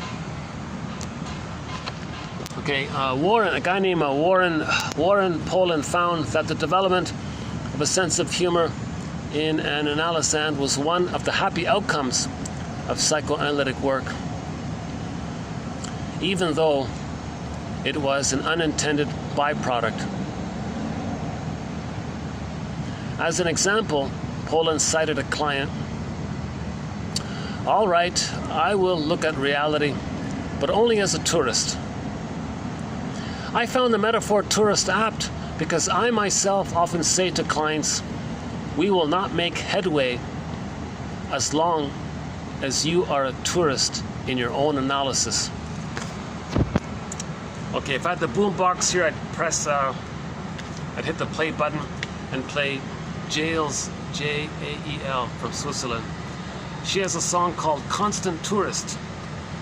Jael was the lead singer of Lunik. And the song Constant Tourist is the guy, so she's a clinger, the fellow is a stinger. So the stinger cannot have a genuine warm relationship. So the clinger feels like a tourist in this relationship. There's no home here. I'm like a tourist here. There's no home here. Stinger doesn't want to have a home, emotional home. So likewise in therapy, you don't want to treat the therapy process like a tourist. Maybe briefly in the beginning, just to check it out, but at some point you'll want to set up. I'm doing 3 hours. You know, that's the sort of the main, that's the, okay, those are the main ones. I have some, I'm thinking I'll leave it for part 1. If you want some commentary on the remainder of the quotes, may I refer you to part 1. In part 1 we talk about mentalization, a sort of another term for empathy. Okay.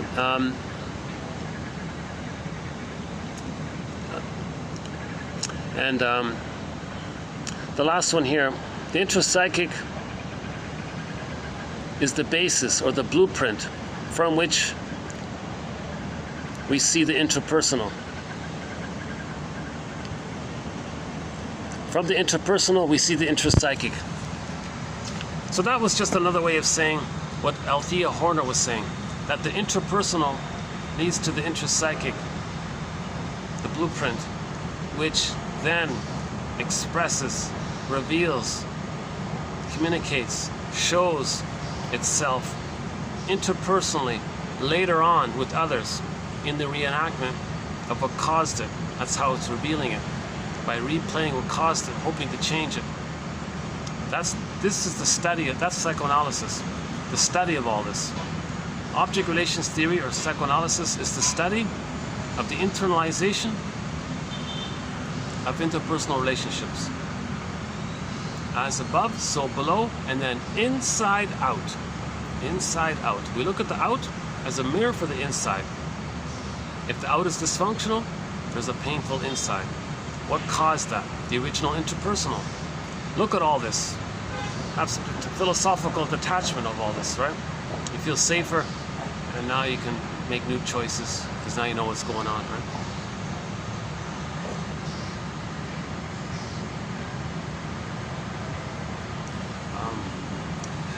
Even though I've been tired this past week, I still want to post these quotes. This is not a vanity project. Don't judge this material if I'm delivering it in a mediocre mood.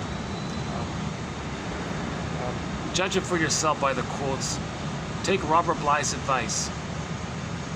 Read one batch of quotes for each video and pluck out one, and do that for each of the videos. That's his advice, to read psychology every day for 10 minutes.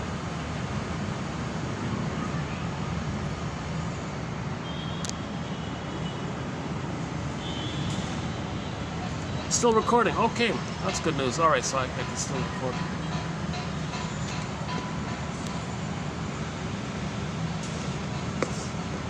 Maybe let's just hang out here for a bit.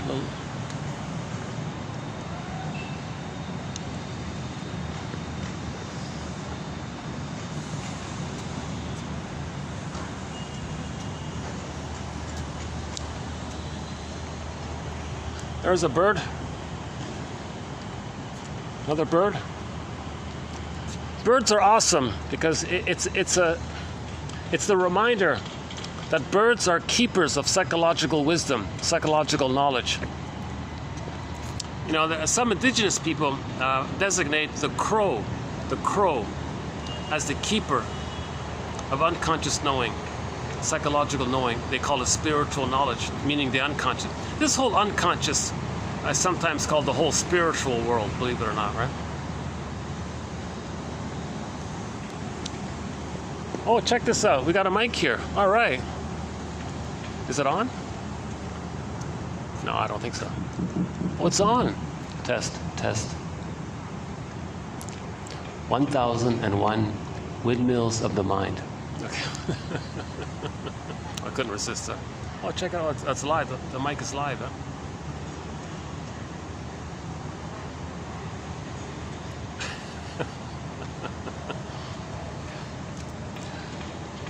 No. Okay, no.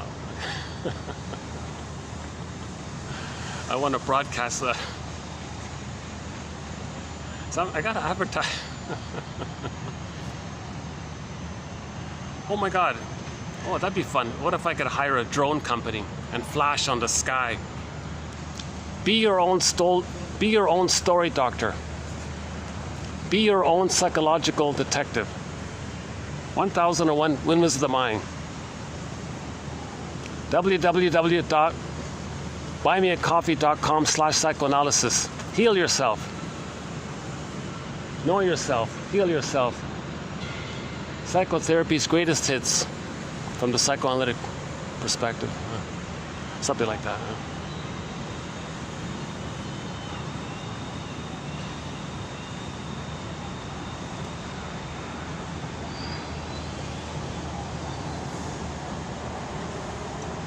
Oh, so they're obviously going to have some kind of a function here, eh? Yeah, that's nice. That's nice.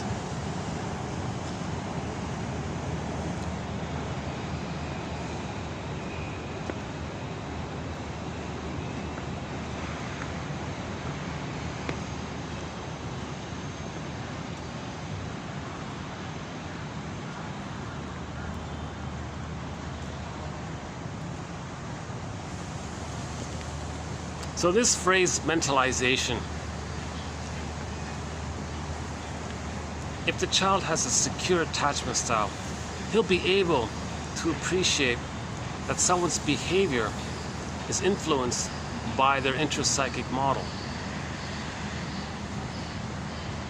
If the child is traumatized, he may have difficulty with that appreciation, with that link, that their behavior is coming from their memories, their unconscious motivation, the puppet, the titan within or something, right? Their internal working model. It's another word for empathy, right? If you see somebody's behavior and you appreciate that they're engaged in a cry for love. And now with these 10,000 quotes, you can sort of be more detailed about it. If they're provocative, are they looking for the good mother in the past? Right? Are they negative towards others just to show up the mother and be loyal to the mother at the same time? Yeah. Are they coaxing others to reject them to replay how they were rejected? Right? If they have the bully pattern, okay, that means they were prematurely ejected out of the symbiotic orbit with the mother, and they're angry about it. Are they Iago? Oh my God. That's sort of like a very schizoid, detached version of the bully pattern. So now you can look at the Enneagram between the 5 and the 8. I mean the unhealthy 5 to the unhealthy 8. That's an important point there on the Enneagram. That line there, the 5-8 line. Right? That's worth studying. Okay, on you. So forgiveness is part of this. So it all begins with Bruce Springsteen on YouTube, Independence Day, Toronto, the intro he gives to that song. And then we go from there. Find out your parents' earliest memories. That's a clue to their pattern, a recurring pattern or theme of their lives. Find out your parents' favorite jokes. Is your mother's favorite joke sadistic? What about your father? Are both your parents both stingers? Maybe they scapegoated one of the children. Now you know why one of the children is having a hard time because that children was scapegoated to keep them together. Now, if there's two children, they may idealize the other child as a narcissistic, glorified extension of themselves. So one child gets all the support and the funding and all this. The other child is quote unquote dumped on or something. So now you can understand that your parents, you can understand. So forgive your parents, heal yourself. But to forgive your parents, you got to recognize them, have empathy, so-called mentalization. So these quotes can help build empathy. Put it this way. Okay, let's try again. We got the drones in the sky. Are they up there again? Just kidding. Okay. Develop self-empathy. buymeacoffee.com/psychoanalysis. Develop self-empathy. What is empathy? What is empathy? How do we find our inner home? How do we find our inner home? buymeacoffee.com/psychoanalysis.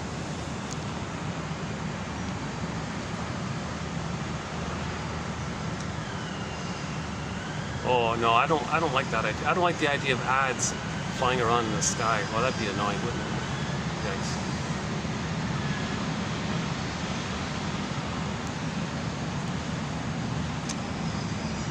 Okay, so in part one, we talk about Fonagy's thing about mentalization.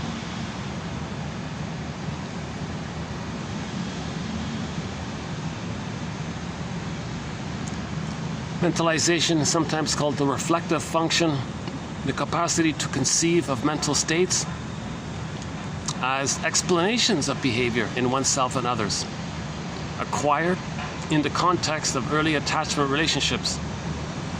Now, disturbances of attachment disrupt this normal development to have empathy. Yeah, so notice the stingers. Forget, stingers don't have empathy.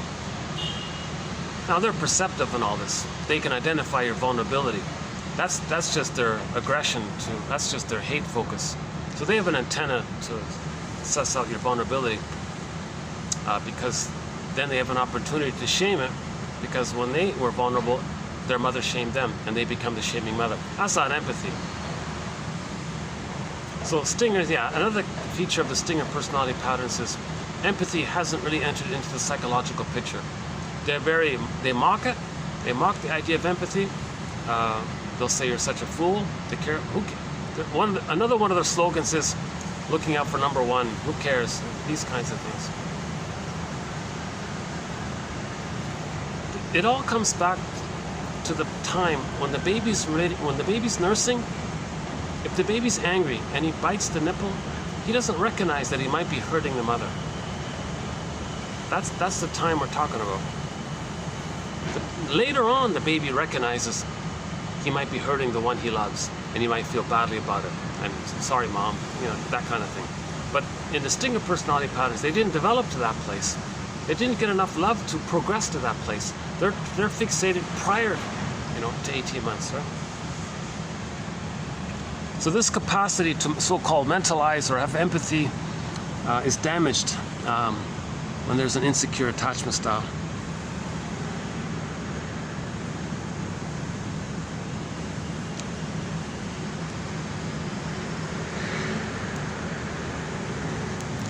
I think I'll just leave it here for 27. So there won't be a part 3. So let's wrap this up here. So so thanks very much. This has been part 2 of 2721, mainly on humor, by 2 excellent authors, James Grotstein and Martin Bergman. Those 2 guys. A little bit by Fonagy, and a couple by Enrico. Yeah, Enrico Jones. The main quotes by Enrico is in the last video, marked 27, 19 to 20. Yeah, parts 1 and 2. Yeah, we did 2 parts, right? Yeah. I really think the highlight is this G1 here. This to me is the highlight. This lengthy quote here, this first one. Okay, point G. The capacity to be humorous and or appreciate humor, which extends from, so we want to go from the manic defense of the paranoid-schizoid position where mocking and sarcasm predominate to the depressive position where humor represents a broader third side of the coin, forgiving, more perspectivized philosophical point of view, one which appreciates the ironies and paradoxes and ambiguities of things, right? So the template for that is that the baby has this double thing going on. Wait a minute, mother loves me, and I love her, but she's doing it wrong now. Oh, okay. It's complex now. Can he be angry at the mother and still love her? And not like write her off kind of thing? Can he hold that kind of still loving her while angry at, like, can he do that kind of complexity thing? So that's the template, if the child gets to that place. Later on, humor reflects that place. But in the paranoid schizoid position, it's the infantile, perfect or forget, all or nothing, idealized or devalued. Somebody's way up there, another one's way down. These kinds of heaven and hell kind of things. When the baby's nursing and things are okay, he's in heaven. When the mother's doing it wrong, he's in hell. And they're operating from, and it's split, and it's either or kind of. And he feels, and in the hell he feels work, awful and all this. When he's in heaven, he feels special and all this.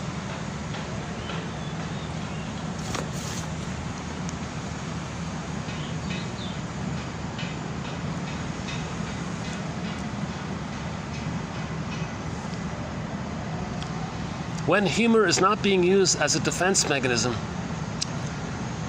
it is a very human experience to share the spontaneous surprise and joy of humor with somebody as a chance testimony to the spontaneity of a shared intimate moment. Oh yeah, Alice in Wonderland, yeah.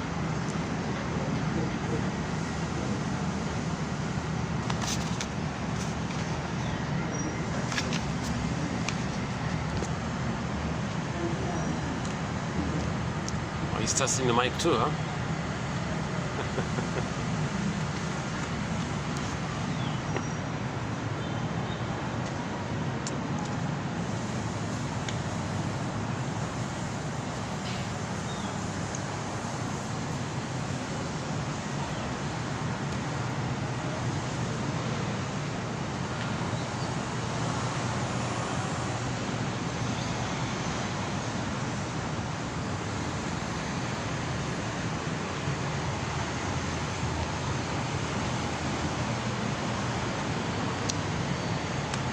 I'd love to take you. I'd love to take you to the top of that place there, but it's very pricey. Long lineups. Need a reservation. Nice view though. Yeah. So I might have to miss that one.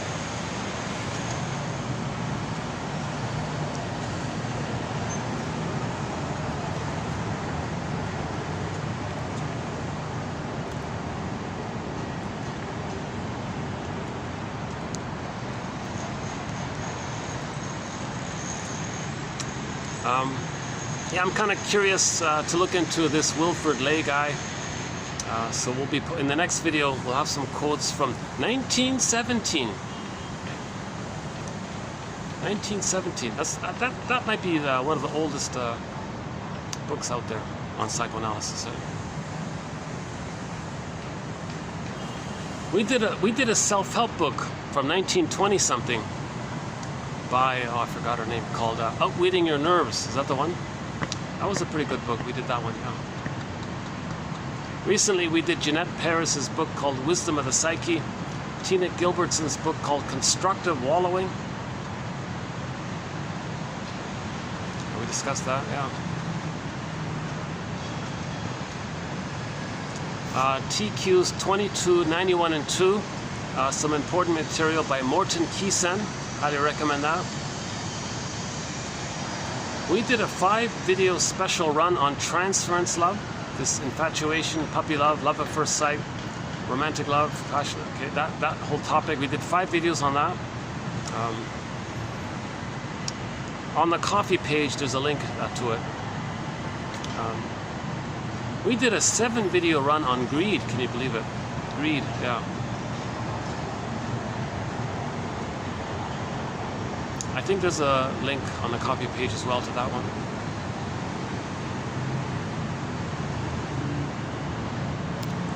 Yeah, Paul Levy-Russell, as mentioned earlier, 2119, that's an important quote, 2119, Paul Levy-Russell.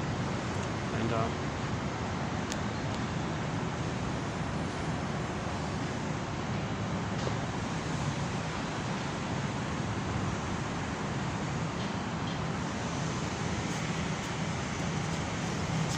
well, for me, the one point that really clicks for me here is this G one here by Grotstein. This first quote, part G. And yeah, you know what, this Queen's one, the Alice in Wonderland quote, I found that clarifying as well. The compulsion of the emotionality, and the reason's not there. You see, the impulsive rage, that's the verdict first, right? The trial later. Yeah. And yeah, this Edith Jacobson one, that's interesting. That's an interesting one. And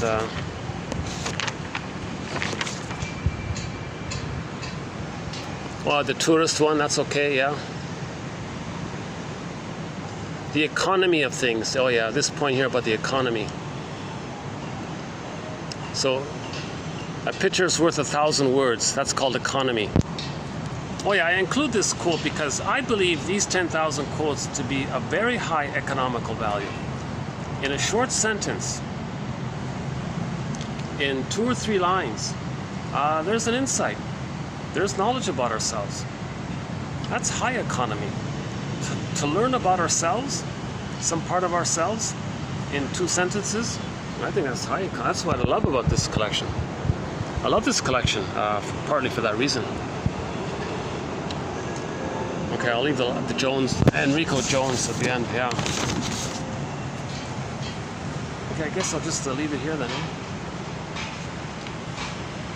I wish I were in a better mood. I'd end up on some kind of joke or something funny to say.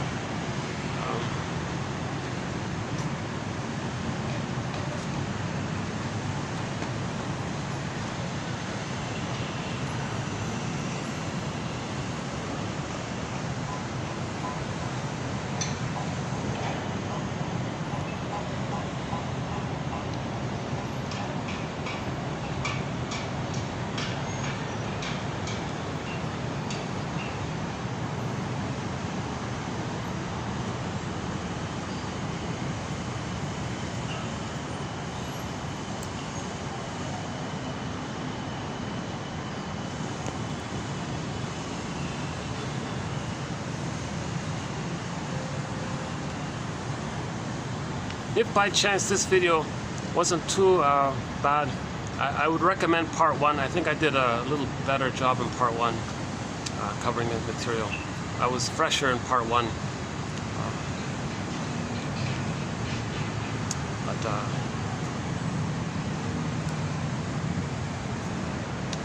Yeah, on a personal note, I'd love to get to a place where I can speak with my fuller embodiment. Robert Bly says, you know, if the chakras are cleared up and all this, you have your embodiment, energy can flow. The person's voice might be like his, kind of a little bit loud, not loud, it's strong, but it's not angry. He says like a lot of people have like loud voices, but it's angry. A voice may be loud, but if it's not angry, that's okay, right? But if it's angry, there's a difference, he's saying. So the image for that is the Firebird. In one fairy tale, the guy's in the forest, everything's still. The Firebird lands, he jumps on its back, and he says that's when the energy flow in the body kind of cleared up, and he got back into himself, kind of thing.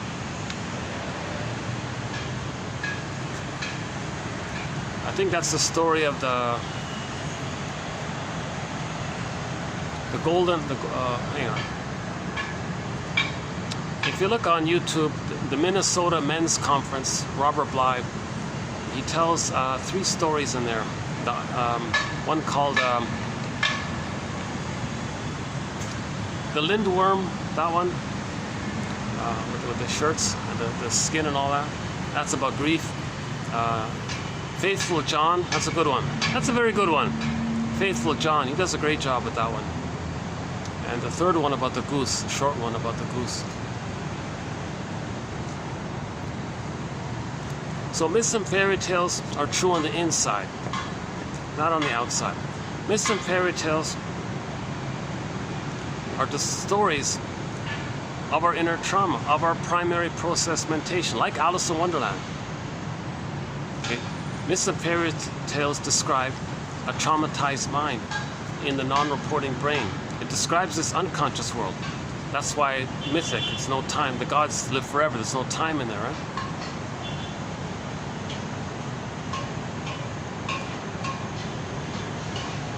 And yeah, it's very interesting that the motifs, the fairy tale motifs from all around the world are the same. You can take an anthology from any place at any time. It's the same stuff. So that's pretty clear that we're Homo sapien traumacus. Because myths and fairy tales are our psychology. We're Homo sapien traumacus. That's what I'm saying. That's what I think.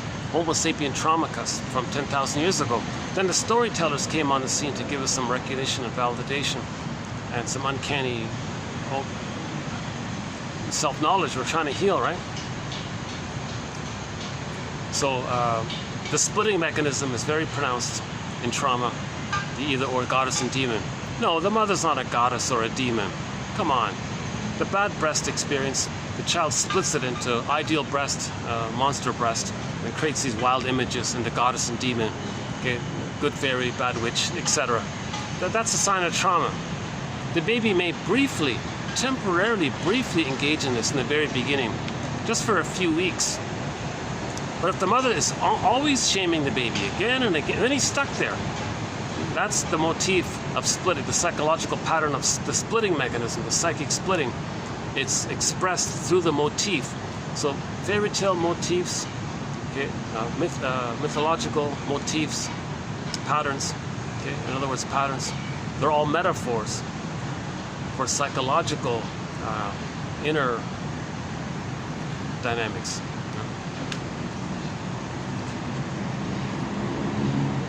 Like in the Disney film Inside Out, when joy and sadness get zooped away, that's the dynamic that the person, where's my feelings? I can't cry. Sadness, I can't mourn, I can't cry. I got a loss, I don't feel sad. Was it a loss? Something divorced? I can't cry, I can't grieve. That's an inner dynamic. If a person can't feel sad at a loss, look at the Disney film. Sadness is zooped away. Lost in another world, in the unconscious, not available to our consciousness. At the console was only anger and fear and disgust, right? Yeah, likewise with the joy character. Somebody says, well, where's my joy in life? Well, joy got zooped away. They're mainly anger at the console, right? Stinger personality patterns are engaged in manic defenses. So they're looking for a lot of, they're considered to look for addictive kind of pleasures, like addictive kind of little jolts of the fantasy of their negativity to recreate that blissful union with the mother. It's not a genuine pleasure, right? So-called hedonism or pain relief, these kinds of things. Wilfred Lay says if they're drinkers, then it's more of a demand for the mother to regress to the nursing time with stimulating beverages, he said. Yeah, so that'll be a key. We don't have a threat on alcoholism. We don't have a threat on that. But this Wilfred guy, he has an interesting quote on it. He's very direct about it. I'm kind of surprised how bluntly he's saying it. So it's actually a little uncomfortable the way he's saying it. But I'll include it in the next video. So if you know anyone who drinks, check out 2722 Wilfred Lay's quote about that.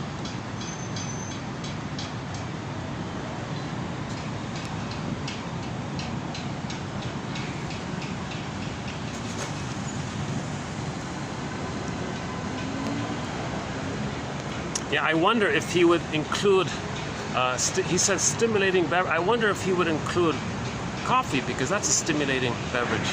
Right? So in the unconscious, is this, yikes, that's what I'm talking about. He speaks too directly, he speaks very bluntly.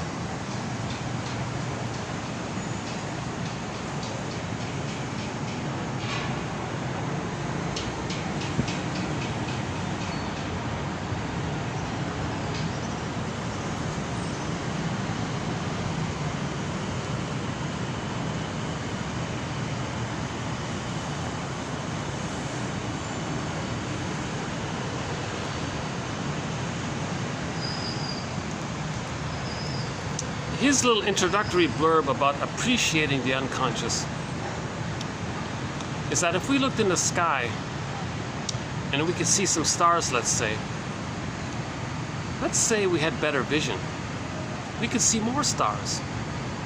Let's say we had even better vision, we could see more stars, and so on. Finally, we'd see just stars. Apply that to the inner, to knowing about ourselves. We may get little glimpses of what's inside, but there's more there. We need better vision. To that end, we'll add some more quotes to help increase our vision. We want to improve our night vision. Oh yeah, Jeanette Paris calls it, she says psychoanalysis is trying to help a person have night vision. Yeah. So I hope anybody reading today's quotes may feel a sense of having had their night vision improved, even just a bit. Maybe one more little star. You can see one more little star within. So yeah. So these quotes are helping us to build reflective function. Today he calls it mentalization or empathy. Helps us to give us night vision. Night vision, to see the unconscious. Night means unconscious, right? Unknown, dark, can't see it. We need night vision. So these quotes are giving us night vision. What a nice venue, eh? Look at this. I'll give you, oh, can't show you. Just try not to get anybody in there. Oh, okay, they're clearly preparing for a function here. Oh yeah, okay, I get it now. Well, that's why they got the mic out, huh? Oh, here we go. Can I show you a peek? Can I give you a peek inside? Yeah, nice in there. Nice place. Whoops.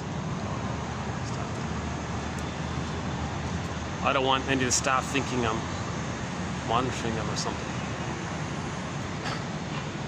Someone once thought I was a reviewer. Are you reviewing the hotel?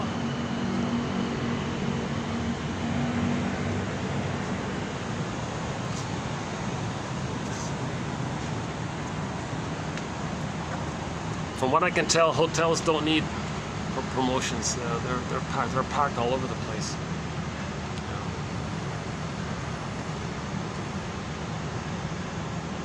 Any final thoughts here? Should we do the pigeon joke?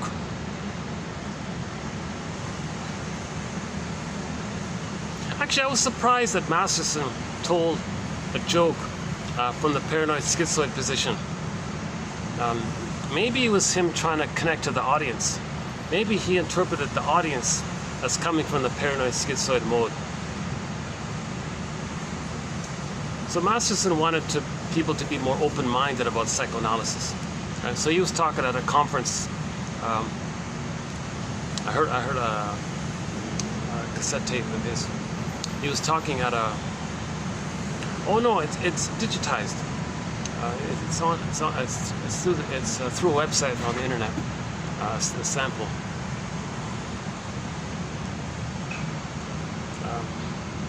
Yeah, I originally heard it on cassette when I first discovered Masterson.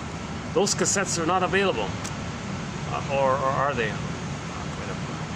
Anyways, the joke was, from what I gather, he was trying to introduce or help promote psychoanalysis to a general audience of therapists. So he, to my surprise, he used a stinger joke. Maybe he was angry at them. Maybe he was regressed. He's an incredibly intelligent man, so maybe he was trying to reach them in that way. Maybe he was angry at them. I have a question mark about why he would use this joke, because that's the whole thing about this. Therapists aren't supposed to use jokes, right? Oh, maybe he was trying to give the message, no, you're not my client, so we can tell jokes to each other. At the same time, if he thought that way, why would he assume that they would like a stinger joke, like a put-down joke? Well, you tell me, what do you think? Okay, he said to the audience, hello audience, I want to talk to you about object relations theory, but before I do so, I'd like to tell you a joke. One day a guy was in a country club or something, I guess. He was alone. He was alone. And he saw another single person sitting at the bar or whatever, and he approached him, and since they all belonged to the same outfit or whatever, he said, oh, hey there, I'm so-and-so, and I'm wondering if you would like to, we'll have a drink together. We'll talk and have a drink, share a drink. And the second guy said, oh no, I tried that once. I don't like it. Oh, okay. A minute later he said, well, you want to share a cigar? He said, oh, no, I tried that once. I don't like it. And the second guy explained, you see, the thing is, I'm waiting for my son here. You're only one, I presume.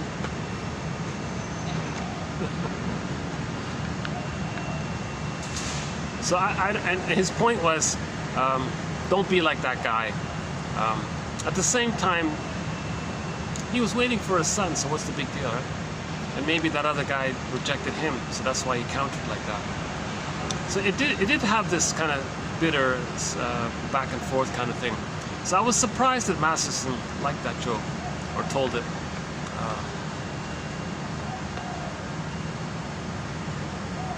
That was one of the main surprise. That's the one surprise I have about him.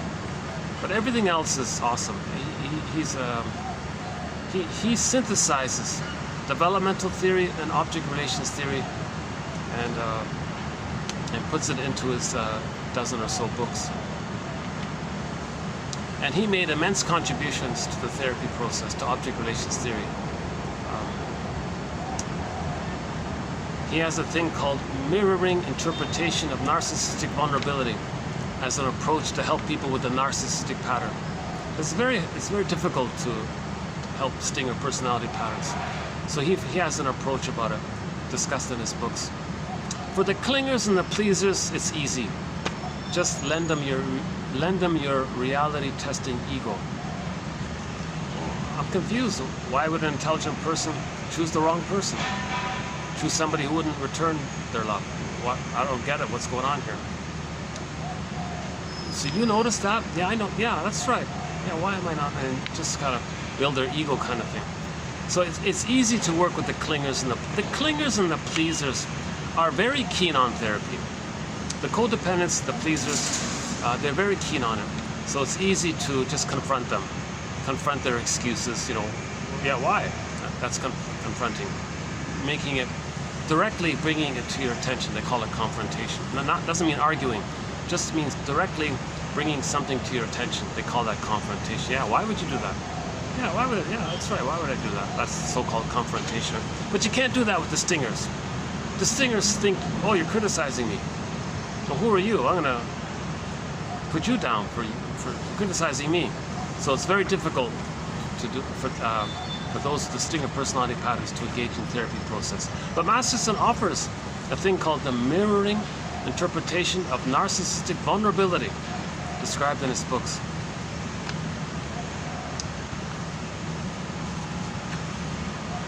Yeah, so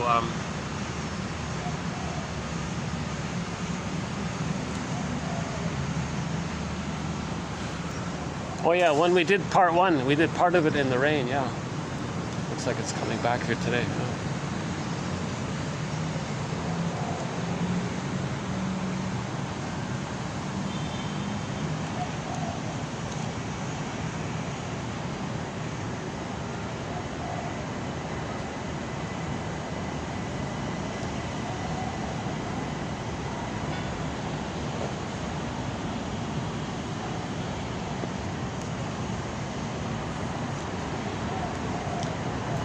Oh yeah, there's a huge function taking place. Yeah, I know. Yeah, on the 4th floor, there's a massive.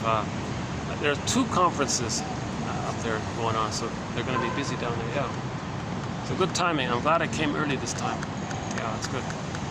So let me just close the video here.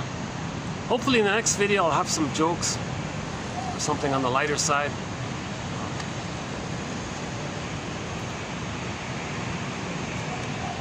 Somebody once mistook me, or no, somebody told me I look like a famous comedian.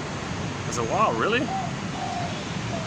I looked at that comedian, I looked him up, I said, oh my God, this guy got, oh, I felt kind of, was that supposed to be a compliment? Because that comedian they mentioned has sort of a negative style, right? Oh yeah, back to Wilfrid Lay. You know what he says about comedians?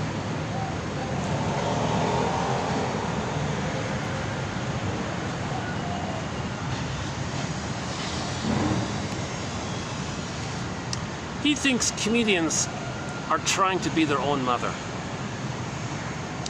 If you layer it all down, shall I compare thee to an onion? His theory is that comedians are trying to be their own mother.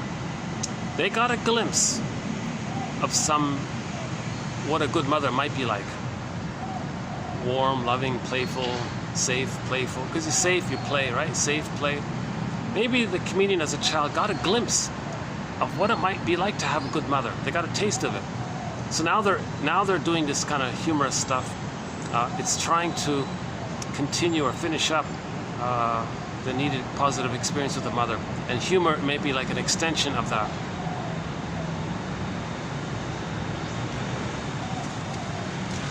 Again, this is written in 1917, so keep that in mind too.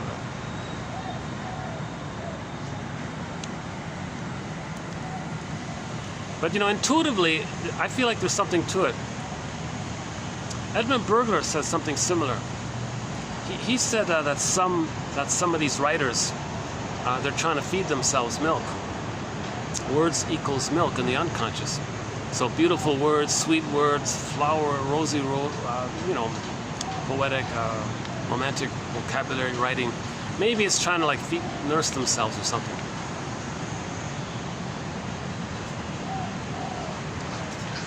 Yeah, but so you can't generalize it, of course, just like maybe in certain cases like that, right? Again, these are all theories. We're just brainstorming here. We're trying to be a detective.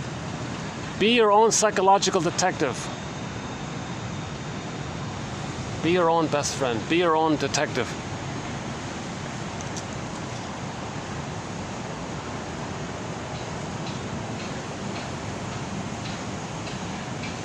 Yeah, the little white flower. Yeah, so the narcissus flower, right?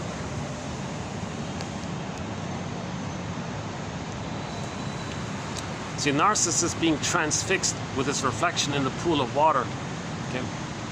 And the echo being at the side there. Echo's at the side there, not within. That's disassociation. His feeling self, he's disassociated. His soul is flying off in the corner. Echo. So because he didn't get enough love to keep his soul within, he's regressed to the reflection of himself in the pool of water. That's the glory that the baby had, that he was on the throne thinking it's all him. Everything is for him or about him. And because the child didn't get his needs met, his soul disassociated. He's stuck in the narcissism. So in the narcissism, the soul is a statue. So people with distinctive personality patterns have an emotional catatonia. That's the statue. But Maynard Krebs is a special case because in a sitcom, because he's considered to have been traumatized in the uterus. I mean, the character he played, I don't know in real life, but the character he was playing seemed to be in that area. That's the theory about him. That, according to why he was so hypersensitive. So there's a comedy, speaking of comedy, there's an episode called The Mystic Powers of Maynard Krebs. I mention him because that actor who played that character appears in tomorrow's quote. He was a guest actor in the final episode of the Danny Thomas Show, season 11, episode 30, called The Persistent Cop, that one there, trying to help these troubled youth. And the actor, Bob Denver, played one of the troubled youth characters. And Danny Thomas told him, you know, this chip on the shoulder that you have, it's going to sink you down and down and down. So that was sort of a therapeutic moment there. Yeah, if that's what you want, well, happy sewer life, he said to him, right? In a very blunt way, right? So he turned around like that, right? Simple story, simple episode, but the idea was nice to try to help troubled youth, that episode, right?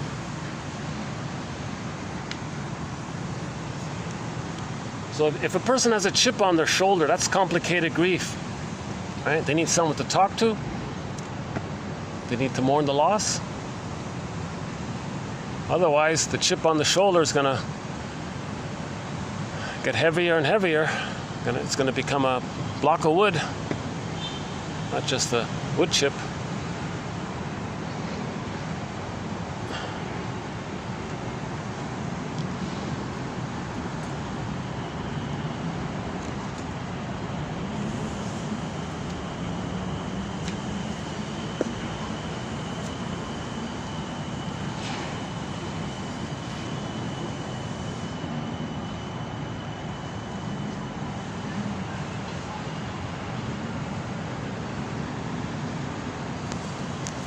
Let's check my battery. Let's see, hold on. Oh, it's holding up. Okay, battery held up. That's great, yeah. Oh, this has been awesome. Did I show you this last time? I've had a lot of battery issues before, but now that I got this guy, this thing, it's been a big help, yeah.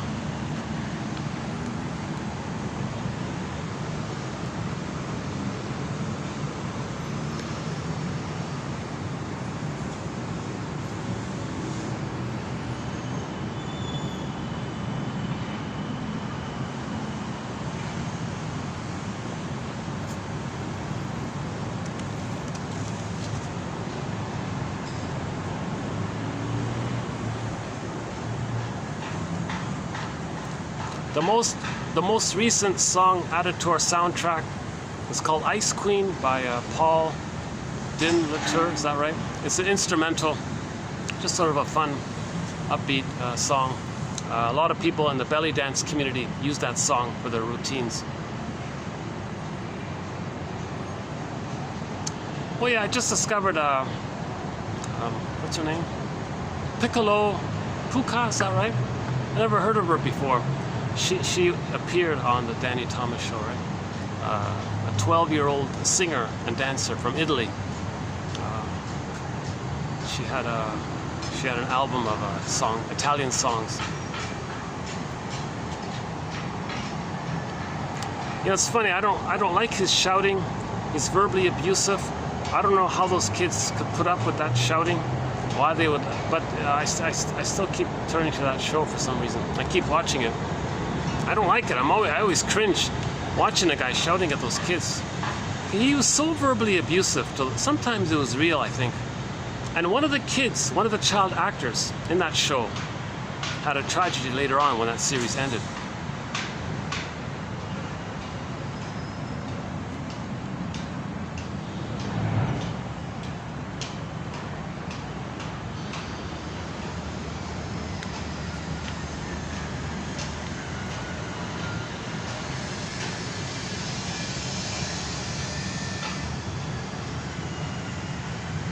not sure what the name of this type of bird is, but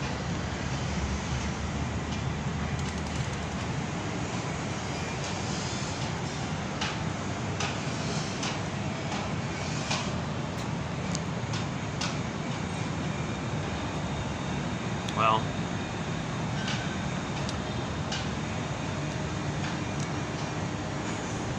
I was hoping I might get some second wind and come up with a joke at the end. In my tired state, I feel a little bit in the narcissistic mode a little bit, where I'm dragging the talk along, and I'm trying to end up on a uplifting note for myself as well, right? I'd like to analyze myself more about my delivery, and that's why I'm kind of eager to do this therapy process. Oh my God, yeah. But if I open up the comment section, all the trolls, all the stingers will just, all the dark humor will come in. I'm not gonna get much positive feedback that way. Right?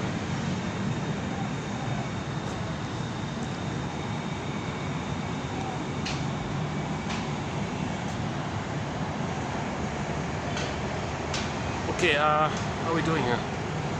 350 down, 352.